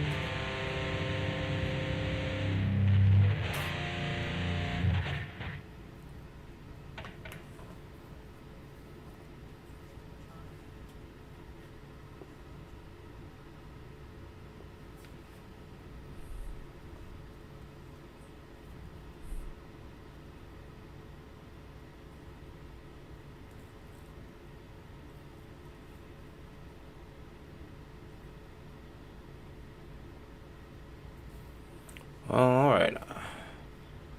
Decision time.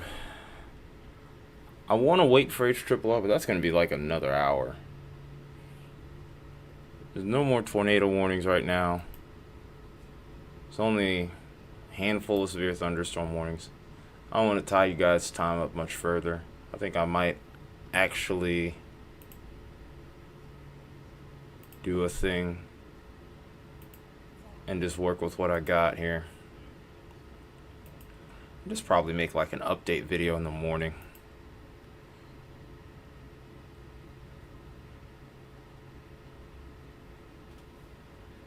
Yeah, I was ready for a long stream, ready to go. Like really ready to go to town here. That's coming soon. It's only a matter of time, the way things are set up right now, but yeah. Just wasn't tonight.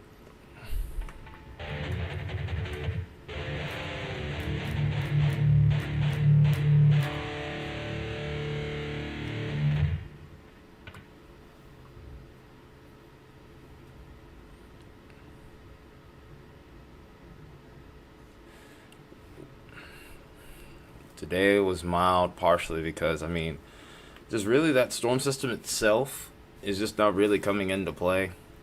I'll show you more when I look at the models here. I was waiting for more of them to load. I think I'm just going to go ahead and get started and get the discussion part done. So that way we can all just have a good night at this point. So give me just a second and I'll get into that right now. Okay, there's some model runs right there.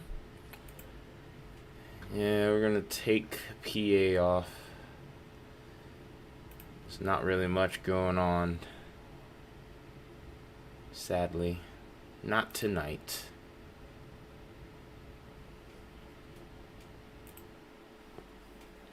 Nah, not really. I mean, I can make do with what I have. Besides, even if I went with the latest HRRR, it's going to take forever for it to load. Because it's going to start probably at like 9 o'clock. So really, it's going to be 10 o'clock before... Ouch. It's going to be 10 o'clock before it's done. And I'm not trying to wait 2 hours for that. I don't have enough songs to play. And then on top of that... There's no real reason to do a 4-hour stream. I don't see too much reason for that.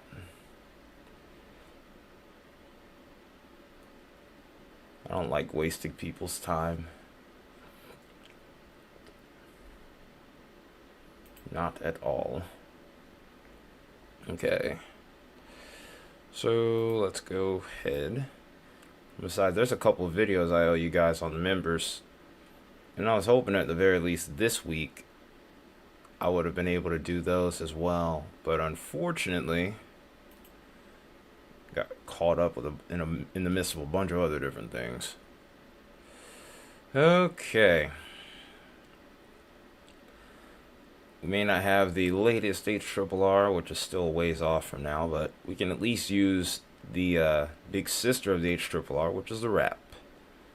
The wrap is a model run in which we can actually go a little bit higher up into the atmosphere than the HRRR. We can look at it all the way up to 200 or 300 millibars. But we're going to kind of keep it basic, go with the standard 500, and just kind of work our way down from that point. Then we'll kind of shift over to GFS and get a look at what's going on in the future. But this only goes up to about 51 hours. So we'll get a good look at the next couple of days here. And I mean, well, looking at this, there you go. I mean, pretty self-explanatory what the week could be like. Pretty active. This was today's threat. This was a 5%er. Anywhere we could have gotten an isolated supercell 2 form is where we would have had a chance for tornadoes. Looking at this previous discussion here, the question was going to be, hang on, let me read this again.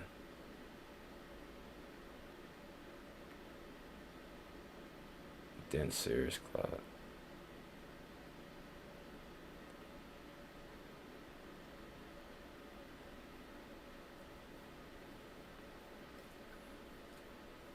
Okay, I'm trying to see if there was any indication of a cap here.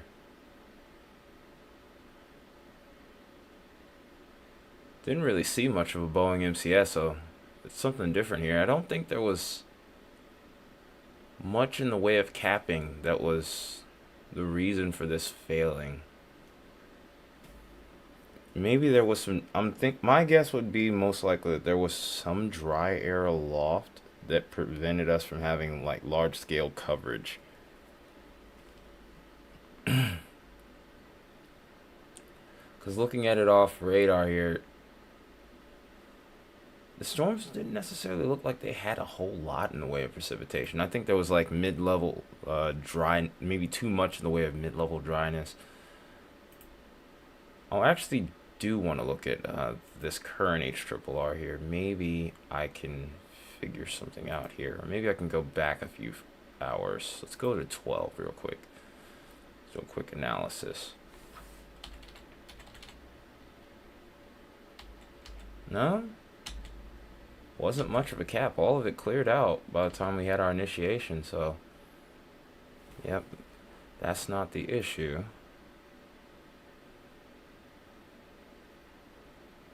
Alright, so let's go ahead and go back to wrap here. Maybe we'll be able to get an answer from that. Dynamics. I really didn't need to go to this one. Then I could have used HRRR for that. Yeah, this is how you know I've been out of practice for far too long.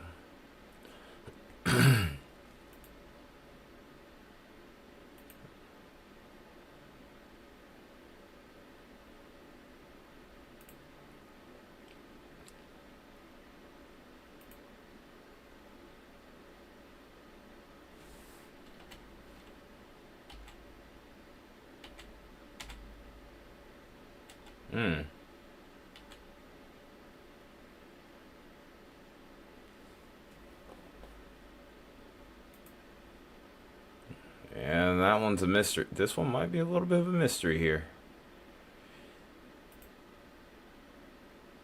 I already know surface dew points were sufficient enough. It's not even a question. Relative humidities, we're going to be good too.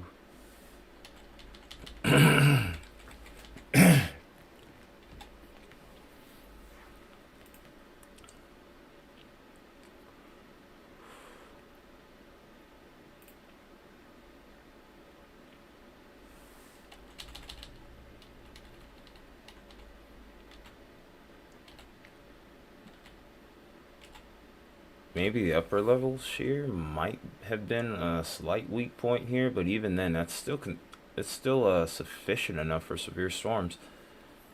Honestly, I'm kind of stumped by this one. Yeah, yeah, you got off of this one pretty good.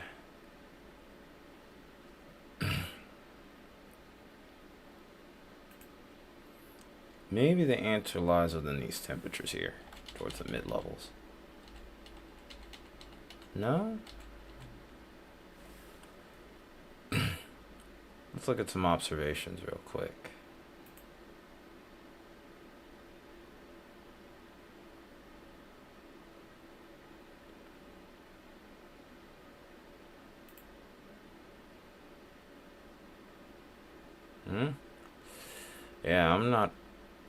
Yeah, I'm gonna have to dig through this a little bit further to give you a real answer as of right now. I feel like there's something I'm missing, but I can't put my finger on just what it is. Moisture definitely was there.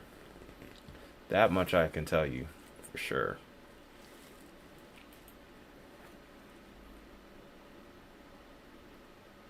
Okay, that's awfully aggressive. That is awfully aggressive. Alright, well anyway, let's go ahead and take a look at what's ahead here. So I'll actually start out by looking at tomorrow's threat before we go forward. Another big day ahead. This time we have the 10% hatched risk introduced. This is going to be mainly centered over towards Kansas and parts of northern Oklahoma. Wichita, Kansas in particular is going to be in the mix here. We have this very large 5% area that we're going to have to be watching. We will, of course, be live tomorrow to cover this. Oklahoma City, we're watching you as well. Kansas City, Springfield, Missouri, even Lincoln, Nebraska, we're watching for the potential of severe weather. The main threat for tomorrow is actually large hail. Damaging winds are also likely with this as well, but the tornado and the hail threat are the most notable, with the hatch risk being in there, so the potential for significant tornado, significant hail is possible. We may see a last-minute upgrade to maybe a significant wind threat, maybe a 15% hatched. 30 isn't out of the question either, but I would say that right now I wouldn't be surprised to see in the short term maybe a 15% upgrade. But again, 30 isn't out of the question at all. So here's day 3, by the way. Since we aren't within that 48-hour period, we don't have a particular hazard type, but I do think this is a day where all hazards have been possible. I've been watching this in particular throughout the course of the week. I haven't been able to make videos on this every day, but it doesn't mean I haven't been watching. Just want to make that clear. But I do think this could be a day where damaging winds, tornadoes, hail, all are possible. All could be in significant parameters as well. It's a very broad hatch risk area here to go along with that. Kind of backs up my thoughts on the matter. Then we have one more enhanced risk for day 4, subsequent to the day 3. And after that, predictability tag's too low. So we're going to basically be starting out with the wrap model here and shifting over to the GFS going forward. So this is going to be our troublemaker. This is our trough that's going to be producing our severe weather as we get into the start of next week. It's this little subsequent piece of energy, or this early piece of energy here that's out ahead of it, that is allowed for our severe weather to form today. It's really more of a shortwave oriented event here. The upper level shear is a little bit weak, and that may have been what limited the storms, but I can't necessarily confirm that as of right now. I'll need to find more observations in order to really figure that out, and that's going to take a little bit of time. You can see as we continue to go forward here, this trough begins to move in as we head into the overnight hours here. And early tomorrow, you can see the particular feature that I always look out for, and it's this little ski jump right on the leading edge of this trough where it kind of bends upward like this. You always watch this region here as a point of interest. Wherever you see that air kind of converge together and then split apart, that's convergence and divergence, or this height of the atmosphere, you'll call it confluence and diffluence. Here it is, the air rushing together. You see this little gap here. Comes in together, then starts to split as we get later into the evening. This is going to be our point of interest for severe weather, along with this area here. There's a couple other areas where it's noticeable, but the most notable areas, I would say, are just to the north of Oklahoma City and, of course, over towards Wichita and areas off to the west. So it's going to be our point of interest for severe weather on Sunday. Getting into Monday, see how this trough really starts to coil up, really begins to deepen, and this is where I get really concerned for all hazards of severe weather. I do think that this could be a pretty nasty day from the looks of it. I've been watching this for about a week now, truthfully. Well, a little over a week, really. I kind of been highlighting just towards the back half of the month, just past the 15th, where things were going to start to get a little bit more active here. And this is a great reflection of what I'm talking about here. This is us at the very end of this model run here, and you can kind of see it here. Another classic case of that ski jump right there. You would have to, and this kind of has that look where you could favor a QLCS here, which would be quasi-linear convective system. Big line of strong to severe storms that could last easily into the overnight, given the amount of energy that we'll have over this area. So we could see multiple convective modes of severe weather. You could see line segments, supercells, just pretty much all of the above here. So Monday could be a long and active evening across the plain states heading into the Midwest here. At this point, we're looking a little bit lower in the atmosphere, trying to get a look at the short waves to kind of back up what we were just talking about here.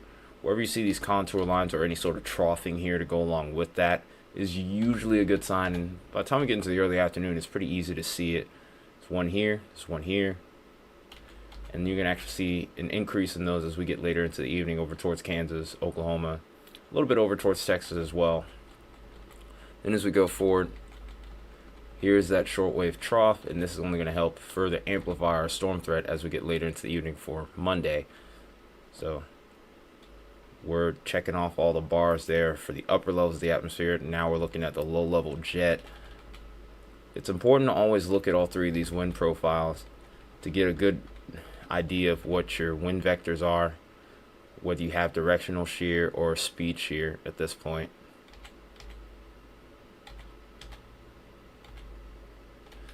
But you can see that we have very good low-level jet as we head into tomorrow evening over towards this region. Still have to look over towards Oklahoma, Texas as well, because I often look for the wind shear, the low-level jet to kind of be pushing in this motion when it comes to severe weather. It could be interesting the kind of motion that we end up get, the storm vector we get from these. Ultimately, we could see these storms kind of looping from northeast, maybe even pushing north at times. So maybe an odd deviant storm wouldn't be out of the question, but I would find it maybe a little bit less than likely, but we'll have to see how things go throughout the course of the day. But this is definitely one that I'm going to be keeping an extra close eye on going forward. The hose that is the Gulf right now has been pretty active, as you can see here. And if we continue to push this forward, well, do I really need to say much else? Now, one thing that I will say, I think we'll have a better lifting source with today's setup, with tomorrow's setup versus today, especially with this, what clearly looks like a dry line at this point, coming into play as we get into tomorrow afternoon. Dry lines are important because this gradient here, it becomes a point of lift. The stronger the lifting mechanism is, the stronger the storms form, the more rapid the development if you have the other parameters in place. So far, we have the wind shear in place already. We have good moisture. And with this, we've just confirmed our lift. So really now, all we're looking for this next day would be instability, which we'll get into in just a second here. Then as we go into the subsequent day, you can see moisture is still plentiful. So that's not really going to be much of an issue. See another frontal boundary kind of occurring right here. So environment looks pretty good once again. So now let's go ahead and look at our cape here. We're going to look at our mixed layer and our surface layer on this one. Pretty clear case that we have plenty of energy available already as we head into the overnight. And then as we get into the day, look at that. We're getting into the reds and the pinks here. So we're easily surpassing 3,000 joules per kilogram of cape. Some areas pushing towards 5,000 by the time we get into the early afternoon. So very unstable, buoyant environment. Exactly what you would look for severe weather. So it could be a pretty big day for all hazards of severe weather, including tornadoes. I think that if we get a wind threat, it transitions into that much later into the evening. And these storms, if they can manage to sustain themselves throughout the day, will probably last well into the overnight here. I don't see any reason why we wouldn't have that happen. And then, of course, I mentioned with Tuesday's setup, pretty impressive environment here. A lot of energy left for these storms to work with here, 3,000 to 4,000 joules a cape across the board here. And keep in mind, this is our mixed layer cape too. Mixed layer cape looks at all levels of the atmosphere, and we get a little bit of an average here. Surface-based cape usually tends to be a little bit higher, so really interested in seeing what these numbers are going to be like. Pretty much the same measuring system in regards to the color table here, which you can see on the bottom. Just look at how much energy we have. That is ridiculous. Almost 6,000 joules per kilogram in surface cape, which is really impressive.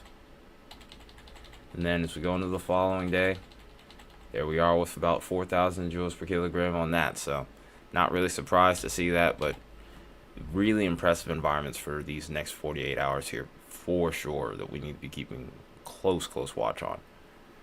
It pretty much just says a lot about how the environment's set up. So we're going to look at what our inhibition is going to be like. In particular, I think I'm going to look at the mix layer actually. I was thinking of doing the surface, but I want to go mix. Just in case, because usually it's towards the lower to mid levels where we have the cape usually will have the cap will have the biggest influence. Doesn't really look like there's a whole lot in the way of inhibition that's going to be stopping this. So I'm not really keen on the cap being much of an influence on the setup here. I'll hold the storms off until the time is right, I guess you would say. And then in regards to the following day, not much in the way of inhibition going to stop that, especially with the gradient that we were seeing over these next couple of days. Even if there was a decent cap in place, it would just easily end up being removed because of that gradient that we saw earlier. Is a really good indicator of how much lift we have available in the atmosphere.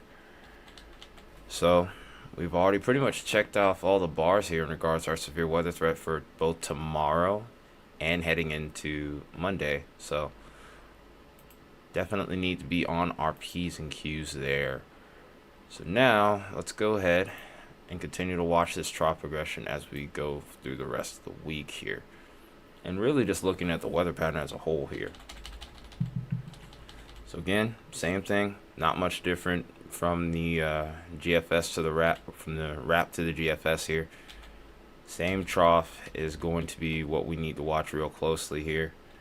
And then here's our Tuesday threat. This is where we have our enhanced threats right now.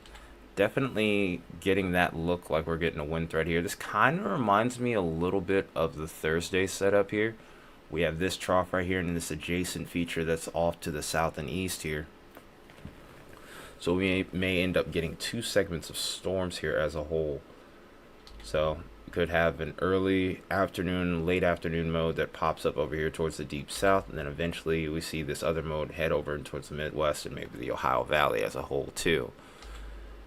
Then as we watch that head out, things become a tad bit zonal, but we still have severe chances probably late Wednesday night.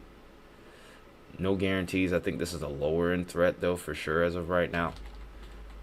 Also, this troughing is going to help drop the temperatures over towards this region considerably here. So the end of next week could look a little bit different and feel very different compared to what we've been dealing with, which me personally, considering the fact that I work outside, I have no complaints. Now, if we keep things moving here, we start to see new troughs coming in. This is going to bring those northern plains states and the western high plains into the action going forward. And then from that point and beyond, we'll be looking over towards the Ohio Valley, deep south, Midwest for maybe more severe weather to close out the month. We see additional troughs coming in, so this is kind of trending along with the new outlook for June as well. So a lot of interesting moving parts with this setup here going forward as we get towards the very end of the month. Alright, so now from this point we're going to pretty much be honing in specifically on Tuesday now, because Tuesday seems like the last big day that we know for sure, or well, that we have the highest confidence of something going on there. But again, cross that bridge when we get there. This isn't really shortwave influence. This is more of a shortwave trough than just isolated shortwaves over here. That's going to be our influence for weather here. So of course we have our lifting mechanism, as we mentioned before with the other setup here. We have strong mid-level winds as well. Classic cases of convergence and divergence in these setups as well. In particular, I'm really interested in this corridor here for the Ohio Valley and the Tennessee Valley here as well. So Going to be really watchful with Kentucky, over towards Tennessee, southern Illinois, southern Indiana, with the threat of damaging winds on Tuesday. And then maybe even as far as the northern parts of Dixie Alley. There might be an adjacent storm system to follow behind that.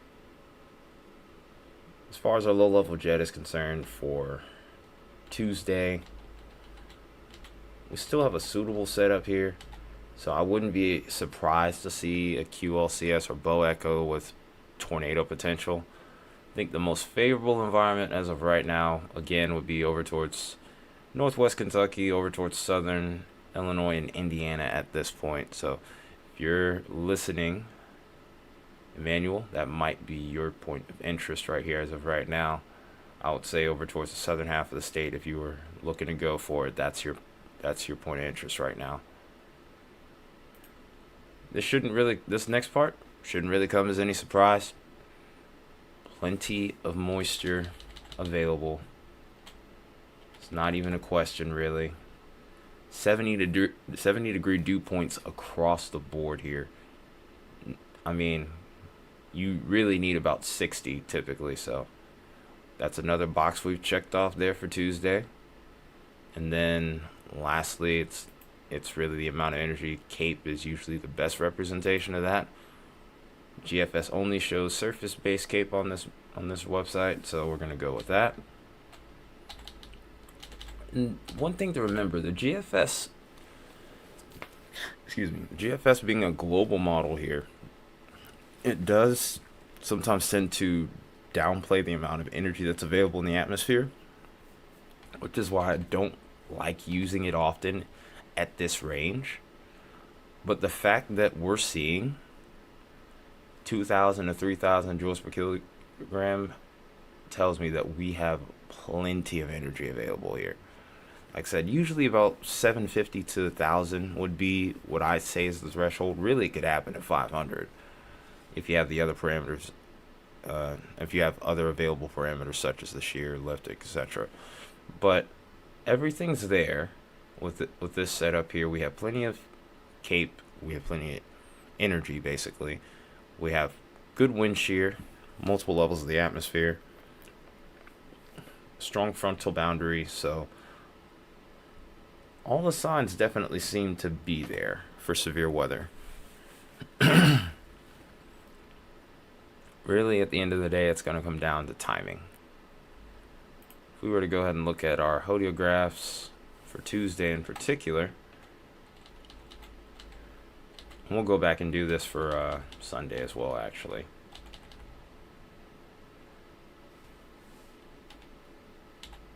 I think this is what I wanted. I want this one first.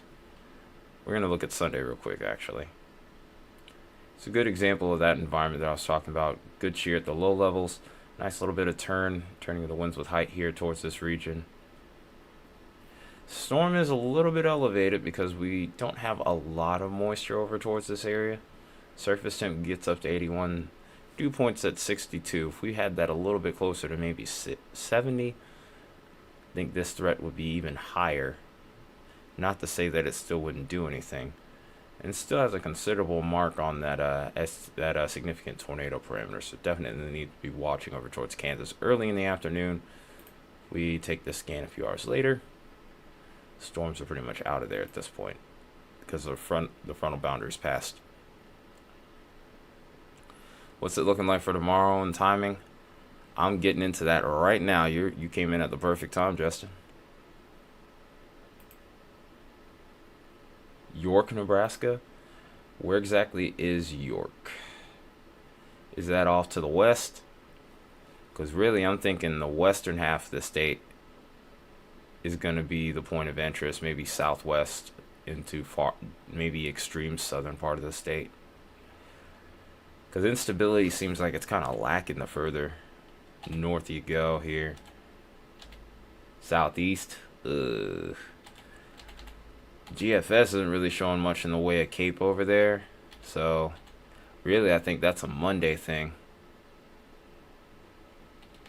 Yeah, because right now, looking at that,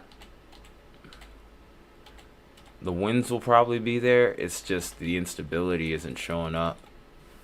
I could look at it on the wrap and see if you have any better luck with that. Because the wrap looks like it's kind of gone hot with this one. Nam obviously is going to, but that's a meme. That's a meme anyway.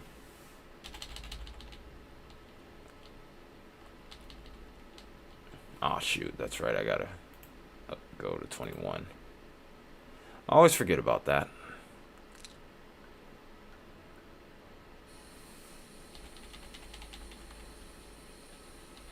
All of a sudden my toilet wants to talk. Okay, there we go. Well, no, that's Kansas, hang on. Yeah, it seems like it's kind of trending away from you a little bit. Unless you want to overnight chase, you might want to shift west. Definitely looks like you might want to shift west. Like I said, it looks like the winds are there. It's just the instability is questionable.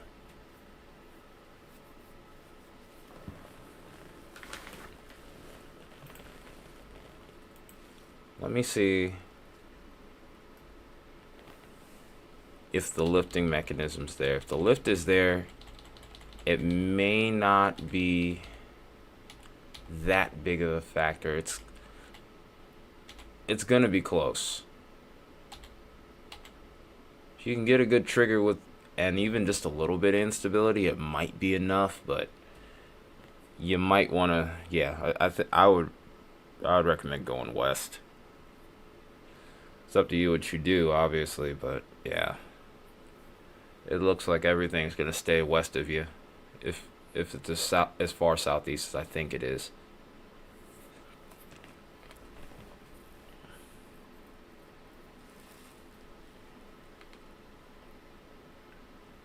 All right. All right. What was I doing?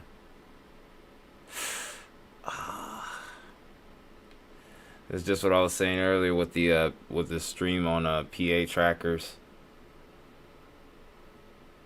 Somebody was asking why there weren't so many viewers. I said, hey, it's just been one of those days where Mother Nature didn't cooperate.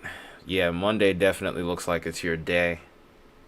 And then you have plenty of play. Because if you said you're heading back towards your area, it only seems like it gets better as the day goes on.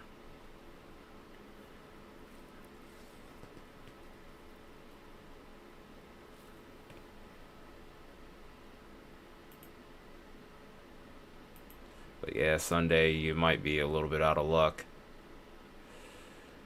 I'll tell you. I think you're going to get some good action early on Monday from what I saw.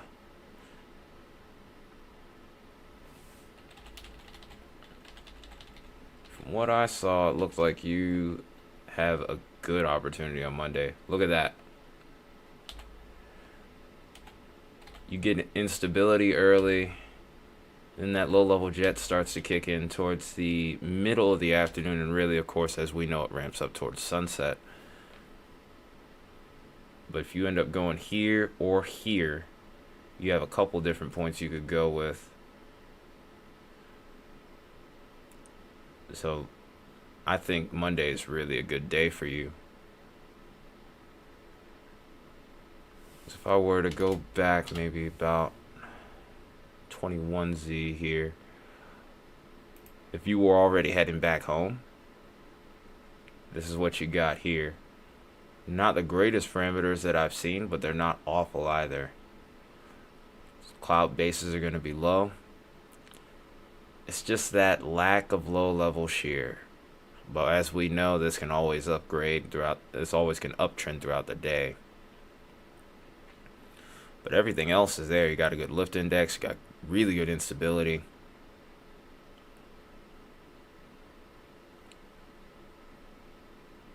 Yeah, I think that might be your play then. Right around towards Kansas City looks like the spot for you for sure. There's no question about it. So yeah, if you jump on that by early afternoon, you're going to be right in the sweet spot. Because I think that if there was going to be an upgrade, which I'm not too sold on truthfully, it would be somewhere around that region actually. if we were to go moderate. It'd be somewhere around this corridor here. Because everything just seems like it comes together best around this area.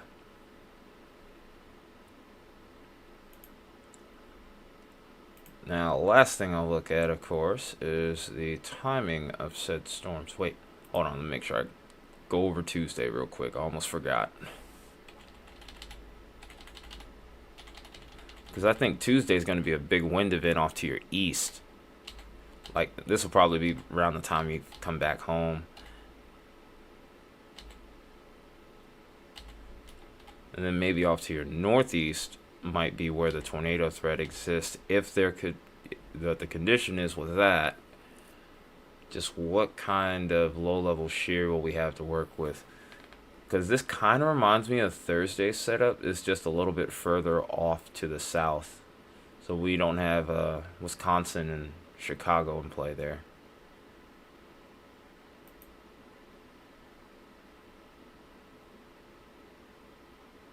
Okay, decent shear here. Good instability, lapse rates are nice. Lift, of course, is really good. Man, by the way, the gradient that I've seen with the dry line on Sunday and Monday, it's pretty impressive, to say the least. So either way, both of the days should be pretty productive. Excuse me.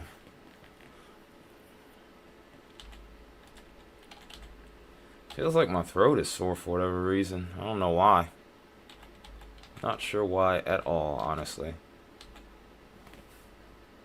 Wait, hang on a minute. What's going on here over towards Mississippi? Marginal tornado threat.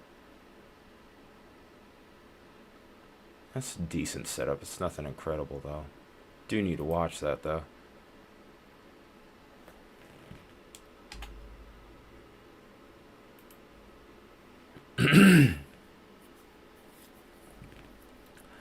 Ooh, those cloud bases are low. Yeah, Mississippi might be a hot spot too. These next few days are going to be busy. That's one thing for certain. Alright, let's go ahead and wrap this up. Excuse me. Trying to get this crap out of my throat, whatever this is.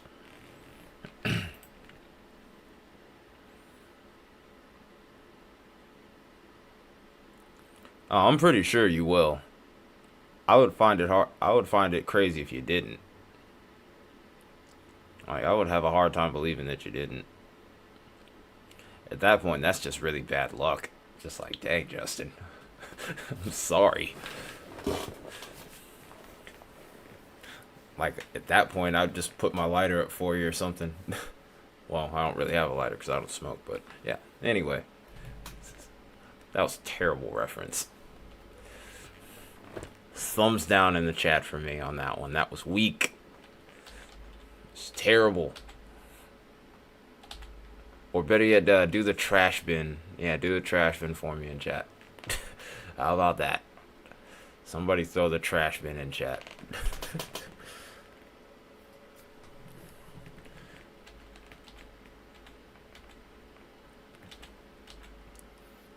Alright, so that's what we got. Alright, so this is what we got going on the precip map here. If you want to chase overnight on Sunday, you might get something. I don't know if you would like that, though. That's really up to y'all, though.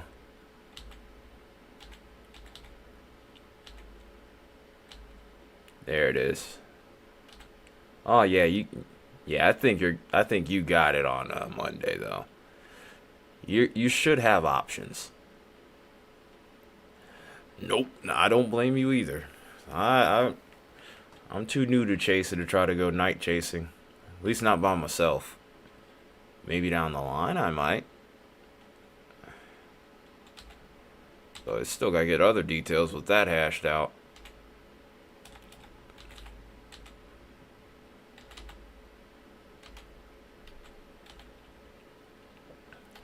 Yeah, this looks like an overnight event, maybe from my area even, as we get into late Tuesday night, early Wednesday morning. Thankfully, as of right now, it looks like it clears out, so it won't completely ruin my workday. Definitely need to keep working though, because that's what it'll take in order for me to finish out this process and pretty much the reason why I haven't been live these last few days. Justin, you'll see the members only video that I put up tomorrow, or maybe I'll even do like a little stream or something, kind of going over some of the stuff that happened.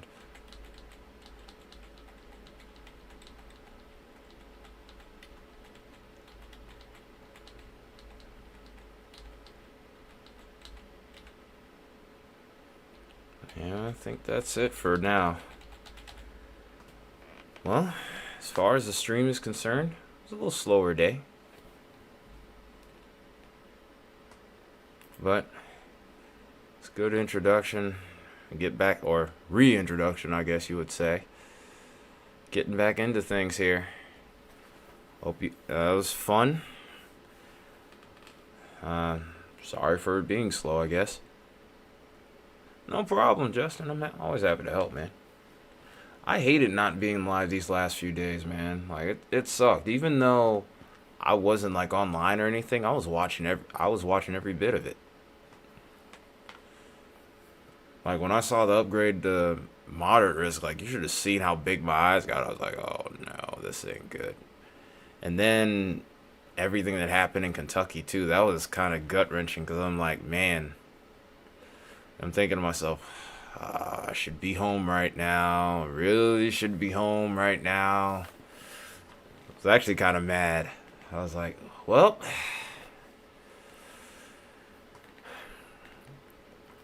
it's always when something happens, that's when Mother Nature's like, oh, it's go time.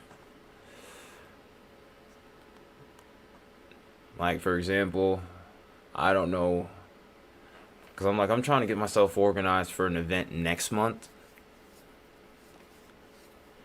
It might be a family matter. I'm not sure exactly what the details are yet. I'm kind of kept in the dark about it.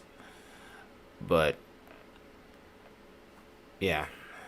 I just need to be ready to do something maybe in June. And watch. Mother Nature will decide, hey, it's time to act up. I'll be like, screw you, man. Quit messing with my head. Why do you always like doing this when I'm busy? Let me see what you're doing. How about that? But all foolishness aside, thank you for you all's patience with me throughout the course of this week. I missed being on here just as much as maybe you guys might have missed me. Maybe just a little bit. But thank you all again for being here. Take care of each other, and I will see you guys tomorrow. That is a guarantee. Unless I just randomly die. I hope not. But until then, everybody have a wonderful rest of your night. See you soon. Nothing but love for you guys. Take care.